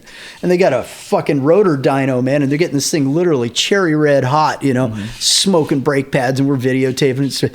But this is the stuff I'm like, yeah, we want to bring Galfer to this event because they also have, not just tattoos, not just motorcycles, very small car contingent, but they've got BMX bicycles and the lowrider bike scene. Yeah. And they, shit you not, breakdancing's still a thing over there, right? But they bring in these kids from like Brazil, for breakdancing competitions. So, and I'm like, okay, Galfer makes brake rotors for bicycles and motorcycles. This is a no-brainer. It's your backyard. You guys should be a show sponsor for this. And we've been plugging away on it. COVID kind of fucked that up a little bit, but we're still reapproaching. He says, I'm going to bring Motul on board because he's a brand ambassador, my German friend. He's a brand ambassador for Motul. Mm-hmm. They should be here. It's like Galfers should be there. They've got a track right next to their facility, man. It's like, that's where they do a lot of MotoGP and shit. Go down the road to Valencia a little farther. There's another MotoGP track. Great outfit there called Bot Power that makes some beautiful fucking bikes. They do full flat track style carbon fiber gas tanks. Yeah. And XR750 tail sections with number plates, And I'm like, yeah, these guys get it, But that's the kind of shit I want to fucking, bring to the table. I mean, I give back what I get. They bring me out and I help judge the shows and try to bring sponsors. Yeah. To grow the show. Yeah. And they recognize it. I mean, hell, it's the show's. It's run by some really nice guys. Yeah. They're club guys. But you don't get that same kind of attitude. Vibe, in Europe. It's a whole different. What's up, guys? I need to drop in real quick and give a big thank you and shout out to Thundermax EFI for helping me make this podcast trip possible. I just got home from a 28-day, 7,200-mile bike trip where I at least filled up my gas tank once a day. My 131 was humming through the desert, mountains, forests, and even plenty of rain. The Thundermax ECM kept my bike running and operating like a champ. With its auto-tuning technology, the elevation, humidity, and temperature changes never affected my bike's performance. Their ECMs are a must for anyone looking to add all the Go Fast goodies to your EFI-equipped Harley Davidson. My Road Glide is paired with the Thundermax Cooling Fan, which is available for the touring M8 models. Lane splitting in California's traffic and heat gets the motor oil hot, but with the fan, I was able to keep my bike's temps in the safe zone. Check out all these amazing products at shoptmax.com, and when you're ready to make the upgrade, use FASTLIFE at checkout to save yourself 10%. Now let's get back to the show. So most of your 2000s, like I said, I know that you were involved in a lot of the TV shows, tons of magazines, tons of bike builds, a lot of corporate builds as well. Like, you know, I remember that was the thing a while where every brand had to have a chopper. Yeah. With McDonald's on the side or fucking, you know, whatever. The Bay Area Rapid Transit had to have a fucking bike. You know what I'm saying? So that's a funny one. I like that. Yeah, that happened a lot. That's what we were doing with Custom Chrome. We did a couple of those HR3 build-a-bike kits. Mm-hmm. We had a build-off competition at Hollister. You know, they brought in a shop from Utah that they liked them, and you know, all kinds of little things like that. They were, you know, they were looking for ways to generate sales. You know, and having some builders that, you know, I don't know, whatever. Try to inspire new builders to kind of come out the woodworks. Yeah. So they're not around anymore. Custom Chrome isn't, and that stuff. But was it like around the 2008 area with the crash out here that kind of like started kind of knocking off a lot of those bigger? The crash hurt it a lot. Yeah. I mean, right after the crash, like that Chopper Challenge TV show, we did season 1. I had Greg Westbury, Sasha Krause lined up, and Brian, TPJ Brian, lined up for season 2. Yeah. I had a limited amount of people I could have on my build team, right? So, but it was with the implicit understanding. It's like, okay, I'm bringing you guys in on season 1, you know, for a cameo, whatever introduction. You're going to invite me into season 2 for your builds. Yeah. Okay, fair enough. Well, 08 hits, and the corporate budgets went out the window. Literally, during SEMA, the producer, 2 producers, the money guy behind it, the producer, and Alan Lee, who was one of the builders, he's from Belgium, were frantically running around SEMA trying to line up corporate sponsorships. And I watched this plant. I was already dialed in with DuPont at the time. You know, they're giving me floor space right next to Ford in building whatever, Hot Rod Alley there. Yeah. You know, and it's like I brought out, I don't know, a couple bikes. Ken Conti had a bike, you know, Gordon's bike. I was, you know, representing quite well, and they were happy to have us there. You know, again, they were covering the bill, but I'm watching these guys freaking out because the market's crashing. It's November, you know, and the corporate budgets have disappeared overnight. Yeah. And they couldn't get season 2 off the ground because it was all contingent with CMT ran that one, which is all part of the Discovery Network. But they were down for season 2, but it was contingent upon lining up the corporate sponsors. Yeah. Like season 1, we had Geico.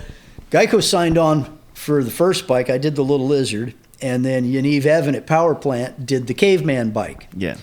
I feel fortunate I got to do the Little Lizard because it was flake, lime green candy, fishnet scales, and tuck and roll pearl white seat, you know, like the lizard's belly and shit. Yeah. And, you know, Tay engraved the shit out of it, and he did a very...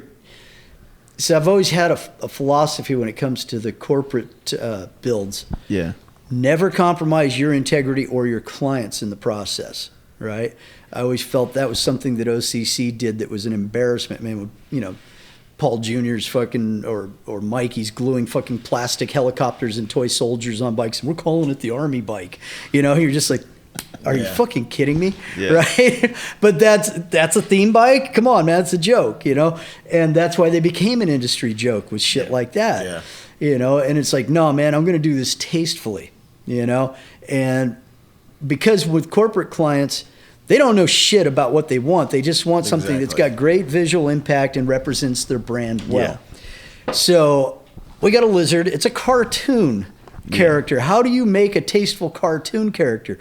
Well, the first concept we came up with is, okay, we got one of Burt Baker's Kong clutch belt drive setups. It's got a really pretty, clutch cover, right? The basket cover. So Tay engraves that up, but he did a portrait of the lizard, like a 3/4 pose, kind of like a Mount Rushmore vibe. Oh, yeah. So it was a little play on things. We were demonstrating a sense of humor, but it had gorgeous filigree scroll work stuff going on all around it. It was very much like a dollar bill, with all that kind of scroll work and stuff, yet with the lizard's head, and it's like, okay, so we did the Geico logo, which is, it's just block letters, gold leaf. Are the companies ever, because you could take, like, say, the word Geico and then redo the words on the side of a tank and make it look cool, but they usually want their shit to be exactly the way their logo has to be. Same thing with the blackened job. Yeah. You have to do the blackened logo. That was a deck that I was just doing as a gift. I haven't finished it yet, but that was, I made, literally, my buddy 2 doors down has a sign shop. He makes all my spray masks, and he does, like, dude, here's the image. The blackened bottle it looks like sonic waves, right? Yeah. Because their shtick is, during the distillation process, they play songs from their set list. Like this one, I don't drink, but it's like, okay, you got to have a shtick. Apparently they got an ace distiller working on this stuff. But they're saying scientifically it's been proven, that the sonic vibration changes the molecular structure of the whiskey during the distillation process. Fucking, I don't know. So they play like the Blackened's album? Yeah, they'll actually, like, if they do a run, they'll give you the set list that was played, that your bottle was fucking brewed to. It's like, it's a funny thing. I thought that's a great marketing shtick, I mean, whiskey's just pissed and fucking gone crazy. Listen to sing song for 24 months. Can you imagine those little molecules freaking out, man? It's like, if I got to hear "Kill 'Em All" one more time, it's enough to make anybody want to get drunk, right? But all the same, he was like, I like this, I like that. I don't like this, I don't like that. Do your thing. Yeah. And he said the only marching orders we got, you have to do the logo exactly like this. So that was like one of the scrap ones we had left over, and I'm like, I'll trim the edges of the sonic wave back and do some black flame licks off it. It makes sense. Got some work going on the backside too, but I understand why they want to keep the logo the same, because it's brand recognition. Yeah, absolutely. And for the non biker custom painter, like, you see that logo and it just completely connects to the other logo, as opposed to like, oh, what's that? Blackened, and then next thing you know, you're on Pornhub and it's like black. And that's the same thing that we, like the Geico bike, like a lot of the custom chrome projects. Yeah. Like their 40th anniversary bike. Okay, company colors. It's orange, black, and white. Just like Harley, just like the San Francisco Giants, just like the Baltimore Orioles. And Rich and I are brainstorming on that project. It's like, because Holger, Holger used to be the head of them. Now he's running Codlin USA out here now. But he says, look, I want you to do the bagger. He said, I'm going to have Cole do the shovel head, the chopper. He said, but, I said, fuck, my heart's with the rigid choppers, right? Yeah. And he says, yeah, I get it, but he says, I want Cole to do this bike. He said, but you can paint it too. I'm like, okay, cool. 60s psychedelic. I'm putting 40th anniversary, 40 all over in the paisley shaped teardrops on the gas tank. It's a little like Wassel style gas tank. Yeah. But so I got to paint that. But with the bagger, I'm like, Rich keeps going, think Fast and Furious, man. And I'm like, no, think 70s Mopar muscle car, like the gradated hockey stick. Yeah. And he's like, oh, So I'm like, let me do a gradated breakup on this, because it's gloss black and matte black, and I'll do the candy orange in a gradated breakup. You got to go around a Batwing fairing with the big 40th logo in the middle of it. Yeah. CCI 40th whatever. And again, it was like corporate integrity. You make them look good, don't make them look bad. And like at the time, they had just introduced a 23-inch wheel. They wanted me to use this wheel, and I'm like, you don't even have a fender to cover the fucking front wheel. Yeah. We don't care. just run the wheel. So I'm all right. So I fab a fucking fork brace, right? Drill some hot rod holes, 1/8" aluminum, bend it, fucking mount that, brushed. Yeah. You know, same thing, tank panel. All right, brushed stainless steel fucking panel on the top with faux rivets running down it, you know? It's like introducing these kind of aggressive hot rod looks to it, you know? And people freaked out. They're like, no the bagger guys. Yeah. It doesn't have floorboards. No, we put forward controls on it. Yeah. You know, it doesn't have floorboards. It doesn't have a fender, you know? And it's just like, fucking think outside the box. Yeah. But, you know, the funny thing is, in retrospect, the bagger fucking performance bagger thing is the hot ticket right now. Yeah. And I like to proudly point out, yeah, we did that back in 2010. You know, and I don't want to say I was the trendsetter necessarily, but let's just say we had our finger on a different pulse, you know, because that was still the fucking cartoon bagger phase, man. You know, with 26-inch hoop-de-hoop shit, you know, and more stereo than you could than you should carry on your bike. For sure. But, you know, and like I've done, you know, builds. John Shope did the biker build off thing we did, the Chopper Challenge, you know, and he's always cornered the market with that kind of, I don't want to call him, you know, because there's a lot of guys that do some creative shit in that arena. Yeah. But it's like, who the fuck rides these things? They're clown bikes, in my opinion. And I'll tell him that to his face. I mean, dude, that's a fucking clown bike. Yeah. You know, I mean, well, that's kind of like the thing about, you know, that was always a big Arizona thing that kind of it got big in Texas. I was a part of it as well, but and also like it was painting big wheel baggers that got me to flown up here 10 years ago to start painting bikes up here, because it was never that big up here. Right. You know, obviously the we got rich different history. roads. Exactly. You know? The rich history of the type of bikes that's come out of the Bay Area has always been more chopper like. And then, of course, rolling into the Dynas and FXRs and things like that, it's been more of a narrow ripper. You know what I mean? Yeah. And then you got these big wheel baggers that kind of, you know, people with money want what the money thing is. Well, it was interesting to watch that transition from the 300 rear tire, 12 over fucking Texas Longhorn fucking choppers, those Texas choppers, you know? Iron Horse and shit. Yeah, like Iron that. Horse, right? You know, and watch the transition from those into the big wheel bagger. Yep. And it made total sense. Again, it's the guys with big pockets, you know, it's on the golf It's course, bragging fucking rights. smoking cigars and, you know, pissing contest, right? And it's like, that's cool. You know, I can appreciate they want something unique. But at the end of the day, it has to have a utilitarian purpose. Yeah. You know, you have to be able to ride it. And I don't know. I mean, I've ridden on the roads in Arizona. I don't think that those bikes are that very rideable even on those roads, you know, and you need like a half a city block just to do a turnaround, you know. And we put a tire on a guy's bike. He bought at Barrett Jackson, and it had a 28 or 32 front wheel, and Super V makes the tire for. It's painted, man. The rim's painted. It's a soft lip rim. It's got Black Widow spiders airbrushed on it. I got to change a fucking tire on this thing. Yeah. You know, and it's like, dude, this is going to take a long time, you know, not fucking the rim up, right? Yeah. And we ended up billing him 4 hours to change the front tire. He doesn't care.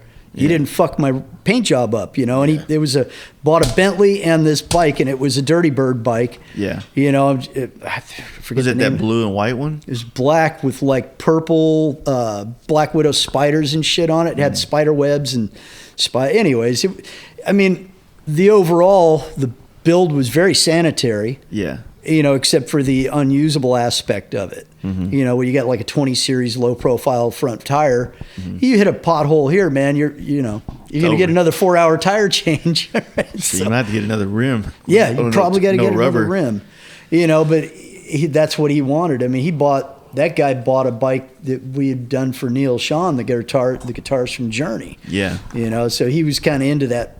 I want to be seen, high profile shit, you know, and that's fine and dandy, but they're just useless. So what, you know, like being around, like seeing how things are nowadays, like what do you think about like this newer trend, being someone that's so heavily involved in the Dynas and FXRs and that world, and especially carbon fiber, like what do you think about the air quotes performance bagger thing going on? I like it, and I'll be the first to tell you, I'm resistant to the performance bagger thing. To me, it's a little bit like an oxymoron. Yeah. It's like saying high performance Winnebagos. Yeah. You know, and it's like, but the caveat, you know,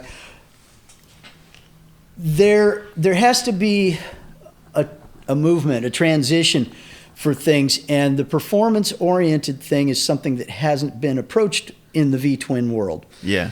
Regardless of the platform, Bagger, Dyna, FXR, whatever. So I find that extremely refreshing, and it's been great for a lot of manufacturers because they're developing new part lines. Fred Fox is a smart dude over there at Drag. He recognizes we're going to make this next trend, right? The influencers, if you will. And I've always felt like it's better to be a leader than a follower, you know, regardless of people's, like, whatever they think about you shit. Like, I got my Dirty Boot Panhead over there. When I debuted that bike, it cleaned house, you know, took best in North America, whatever. And it's kind of it's a panhead in a rigid frame with a lot of enduro influence. Yeah. Bill Dodge even sent me the gas tank. He says, dude, just make a mention of it when this thing gets in the mag that I gave you the gas tank. I'm like, fair enough, you know, because I wanted to do that kind of vibe that Bill was like moving on. But for me, it was, so I grew up on enduros as a kid. Yeah. You know, huge influence in my life. And it's like, why not incorporate an enduro vibe into the people? When it was in primer, I'd roll it out to shows next to the finish bikes, and people would stop and spend more time eyeball fucking that primered bike because it clicked something for them from their childhood. You know, they're seeing that British style rear fender, they're seeing the mudguard on the headlight, they're seeing who made that gas tank. That's off an Indian Enduro 125cc, you know, and bear trap foot pegs and shit like that, you know, and they're just like, what the fuck? And I'm like, I'm hitting some chords here, you know, this thing's fucking, it's lighting it up for people. And yeah, that's what a cover of Street Chopper or something with it, you know. But point being is, I wanted to do something different, you know. Yeah, I could have done another whatever was the flavor at the moment, you know. But what you just said, though, is very interesting to me because I when I first got in this industry, I worked in the V-twin world, but I rode sport bikes. Yeah. So when you just said a while ago that like it hasn't had a real performance vibe, like performance, the type of stuff that we've all had, like the cams, the blowers, the turbos, and you know, now it's real high-end suspension. Now it's carbon fiber. Now it's a lot of these Euro companies that make really high-end products that are starting to find a market within us. And our current manufacturers from America are having to now redesign their products to have more of a Euro performance aspect to it. And it makes a different style bike, you know. And yeah, there's a lot of things. There's a lot of like builder things that like you mentioned earlier when you were doing the stainless steel brushed look on some of these things back then.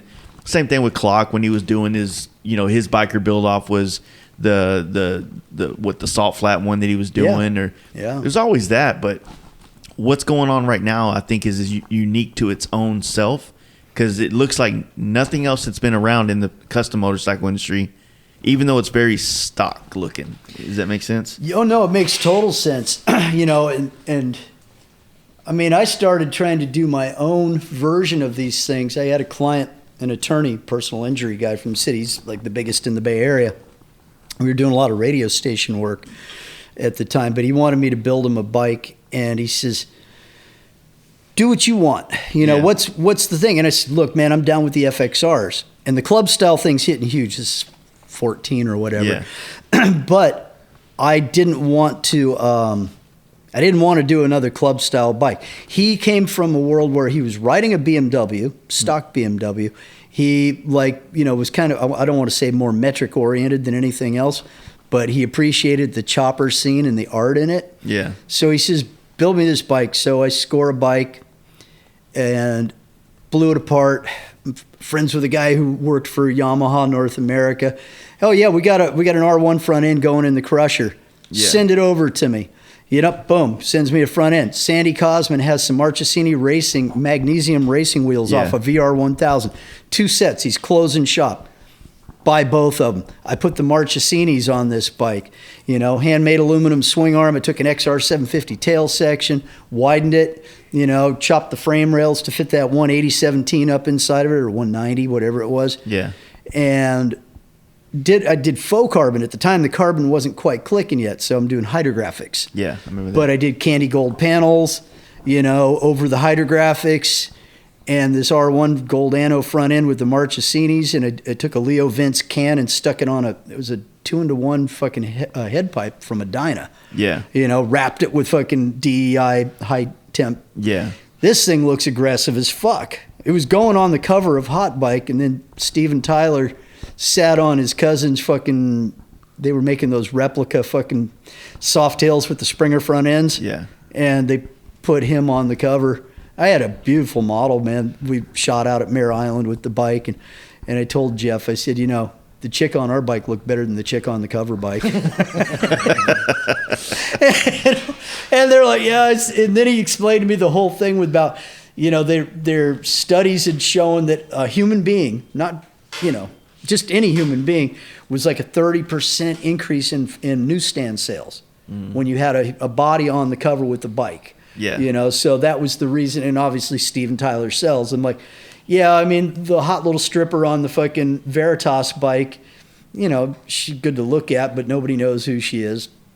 Whatever, we got jobbed. But all the same, the bike was way ahead of that Performance V Twin thing. Again, custom chrome in 2010, this Veritas bike in 14, and everybody's still focusing on club style. Well, I would give that to you 100% because this area is so, historically known for more performance-oriented bikes, right? Mm-hmm. So, of course, this whole fucking area is fit for that type of riding. You know what I mean? Everywhere you go, it's, you're 5 minutes away in some direction to some badass rides that we have to go 200 miles for in Texas. And they're still not even that good. So you guys are trying to make Born Free this weekend? Yeah, I'll be there next weekend. Yeah. Oh, next weekend. So you're just slowly working your way down the coast. Mm-hmm. If you got time, I highly recommend going up Highway 35, which is Skyline Boulevard off of 280 before San Jose. You got the Half Moon Bay. Anyways, Skyline is a ridge that runs north-south, overlooking the Pacific Ocean and all the redwoods. And there's a place there called Alice's Restaurant, right? Don't know if it has much to do with the song, but that's the name of the restaurant. It's a huge hangout stop point for all types of motorcycles and a lot of different hot rod cars, exotics, whatnot. But that's one of our favorite rides. The road's bitching for ringing it out. You can cut down 9 into Santa Cruz. Yeah. Go to the beach boardwalk and have fish and chips, whatever. Or you can go down to 17, which is where Los Gatos drops into Santa Cruz. Yeah. But that's where it is, 35 kind of butts into 17, which runs east-west. Alice's is the shit. For real. If it's a weekend, it's going to be jumping, with all kinds of cool vehicles, man. If you're a gearhead, you'll love it. You'll feel like, this is the shit. And it's in the redwoods, and it's warm, and it's sunny, and, panoramic views and all this shit. Try not to get too distracted. you know? So, but trust me, we've been seeing a lot of what this the whole Pacific Northwest has to offer this last 2 weeks now, and it's amazing. It's almost like I think we're getting used to riding all these badass roads, and it's going to be like a wake up when we get back to Texas. Oh yeah, we talked about that with the other 6 dudes that broke off. That it's just going to be depressing once we hit a certain point. Just wah wah. Yeah, we're blessed out here, man. I mean, Brian moved out for a lot of different reasons, cost of living being one of them. Yeah, but he's sitting in between 2 really badass roads too. Yeah. You go to Virginia City, it's badass. You go to Mount Rose, it's badass. So I've been up on Mount Rose, man, when there was snow on it still in August. Yeah. It's like, oh, fuck. It's cold. We were at hot August nights. It's 108 downtown Reno. Yeah. And it's like, literally, there's still snow on top of Mount Rose. That was a funny time because we got up there and realized we didn't have enough gas to make it back into Tahoe, right? It's it's going to dump us on the north end of the lake. Yeah. So that means we still got to get all the way back to South Shore where we're staying. And my friend Alex, him and his girl were wearing tank top and shorts because it's 108 in Reno, Yeah. Well, here we are, snow on the ground, running out of gas. Like, fuck this, let's go back to Carson City. So we're coming down the grade. And there's a 7-Eleven's the first freezing our asses off. I at least had a leather jacket, right? But there's a 7-Eleven we pull in, and I bought a roll of high-temp duct tape at the swap meet that day. Well, this is cool. It's rated 300 degrees. I got to have this shit, right? So we go to the newspaper rack and get the classified newspapers, wrapped them up like crash test dummies with the duct tape so that they'd stay warm. He's all, it works. Look, it works for the homeless, man. They cover themselves in newspapers. I wish I had a camera back then for that one, but it looked pretty funny watching him riding all fucking newspapered out, you know? So, yeah, that'd be wild. Good times. So when they used to do the Easy Rider show, they used to do it here in Sac, right? Sacramento, yeah. Yeah. Correct. That I always remember that one being a real big one back in the day because we had one in Dallas for a while, but it never quite got to the size of what I know the Sac was, what Dayton, Ohio was, and I think Nashville Columbus had Invitational. Yeah. We went to that a few times. Actually, that's where I met Billy Lane and developed a relationship with him way back in the day. We came out with 2 bikes, my Booger bike and Suicide, the Yellow Pan, and he brought out the I remember the blue bike, the blue shovel head. It was Georgie's bike at the time, blue with silver flames on it.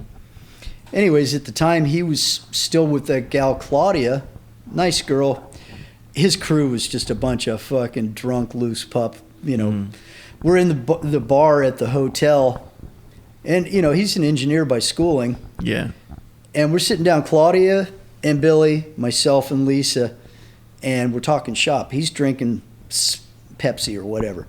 He's not getting drunk at the time. He's totally, you know, but his crew, they were just shit-faced, man. Met Jennifer Santa Lucido was there hanging with them at the time, you know, and then that whole thing, he took off, you know, the biker build-off thing, and then next thing you know, Dodge is sponsoring him on that Grease Monkey tour. Yeah. Or not Grease, Blood, Sweat, and Gears. When he was like building bikes on stage or showing people and talking. Yeah, and it was getting out of hand. I mean, he's the poster child for Jack Daniels at that point, and you know, and then that tragic incident happened. But I caught up with him at Sturgis right before he had to go to prison, and he's, you know, I'm clean and sober. Yeah, have been for 36 years, you know, and I told him that, you know, it's like I went to some meetings with some other builders and stuff, but he said to me, he says, you know, this is the first time I've ever done Sturgis sober. He says, this has been my favorite one. I'm like, yeah, you can remember it, you know, but, and it was a tragedy, you know, but it's like, we'd have those conversations, you know, like lucid moments, you know, where you just kind of, all this chaos and mayhem's going on around you, you know, and it's just a stupid drunk fest, you know. Yeah. And same thing with Roland Sands, man. He was close with Johnny Chop, and I was close. We're like sitting there after some like Flying Pistons award thing, you know, kick back, you know, have a beverage, and just talk about Johnny and how much we miss him, you know, that kind of thing. And it's like, those are the moments I like the best. Yeah. You know, it's like getting real. Like Brian said that to me yesterday. He says, man, it ain't the same anymore. He says, I miss going to the shows and just hanging out, you know, with my friends. Yeah. And I said, yeah, I don't even like going to the shows anymore. I said, I make money when I stay here and work. I don't make money when I go to the shows, you know.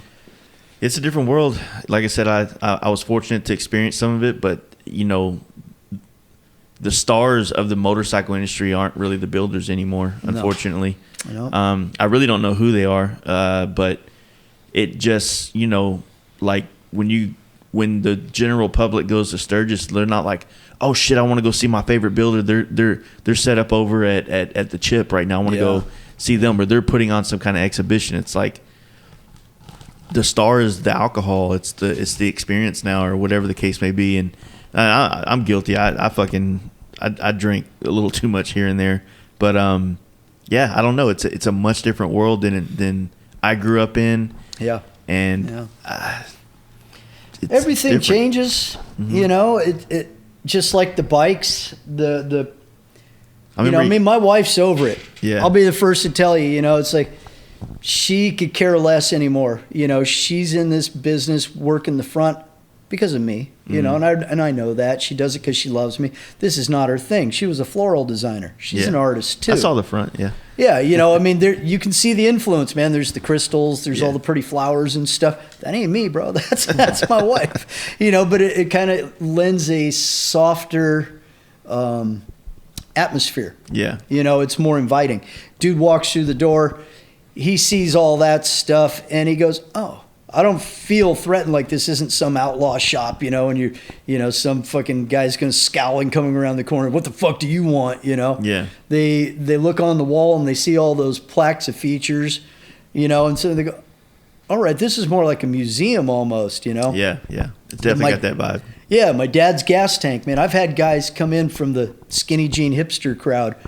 I saw a picture of that gas tank in Gearhead magazine. And we wanted to come here just to see the tank. I'm like, what is this, like Mecca? Right? I'm coming to the Holy Land, Yeah. It's like, because they're like, that's chopper history. Yeah. And I said, yeah, that's why I hang on to that, It was my dad's, and will I ever put it on a bike? No. Yeah. I've been tempted to touch it up a few times, but that fucked the patina up, And it is what it is. It's like 1968 lacquer paint, and it yellows, and it's cool. Yeah. So to piggyback on what he was saying a minute ago on people not going to the shows, for the builders and the creators actually being the draw of the show.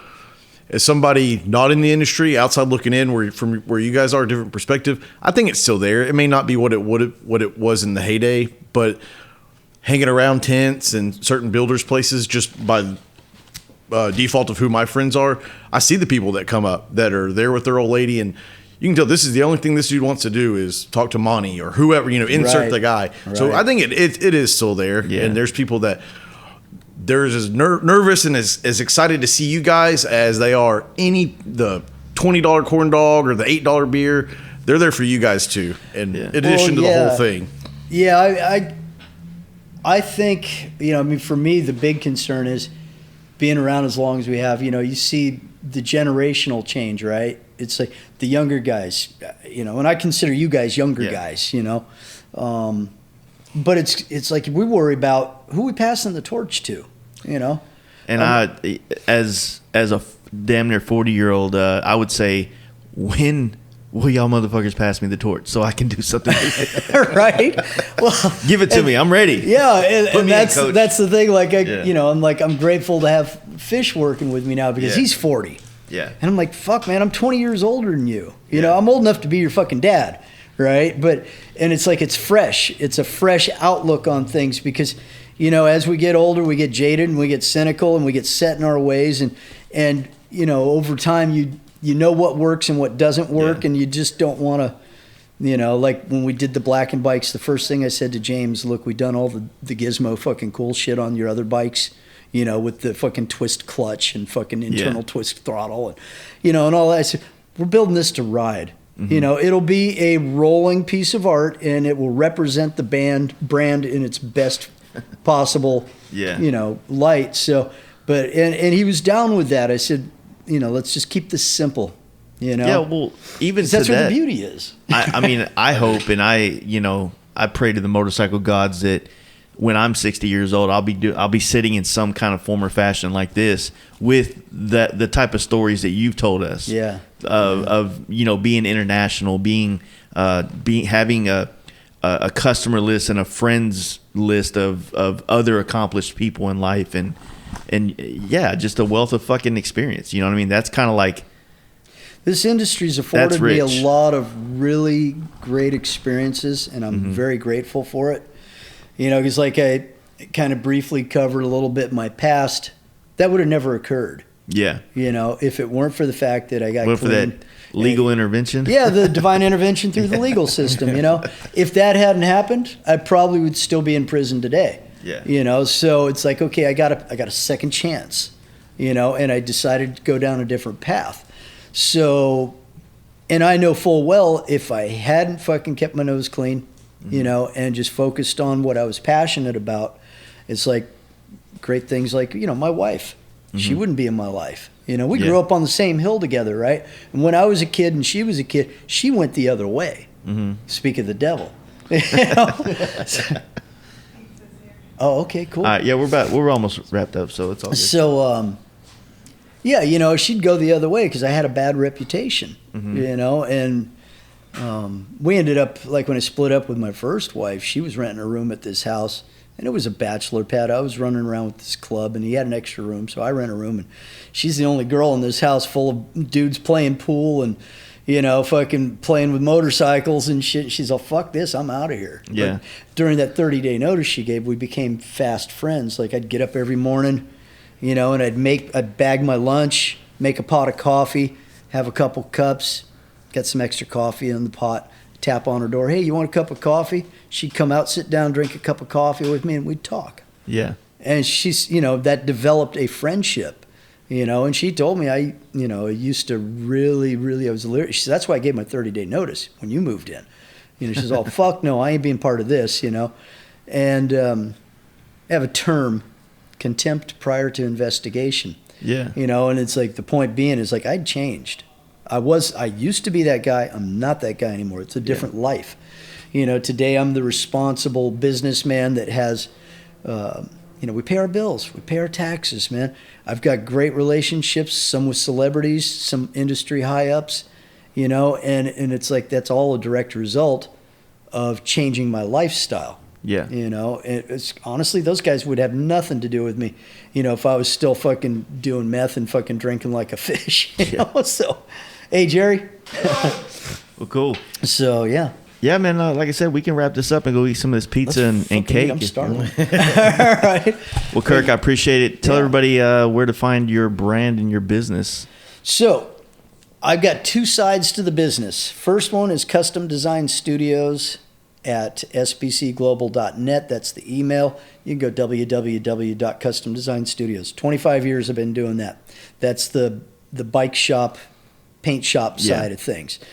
My new business that I started about 8 years ago is called Italian Performance Parts. Mm-hmm. And we import a lot of exclusive pieces from Italy.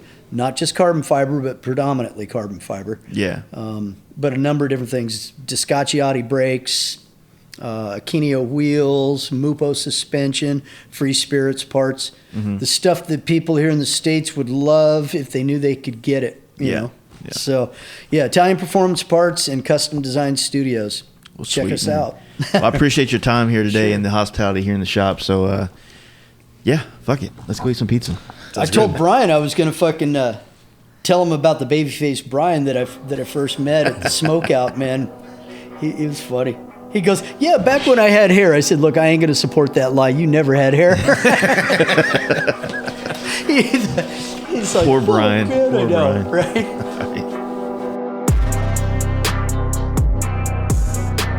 Once again, I would like to thank Kirk for taking the time out of his busy schedule to sit down and do the podcast with us. And I want to thank Jaden, Mr. AKA Call Me Dragon, for helping me out with these podcasts and kicking it with me during this long extended trip. If you want to support this podcast, you guys can do so by checking out our Patreon. There's a link in the description of this episode. It'll take you right to our page. You can become a member and get some unreleased content and know that you're supporting the podcast that you love. Thank you guys. And get ready. We got a live dropping tomorrow, Friday. You want to be there to watch this live with all the homies. We're going to be recapping the Pacific Northwest trip with all the homies. So check it out on our YouTube. Links in the descriptions. And we'll see you back next month with some more episodes of the Fast Life Podcast.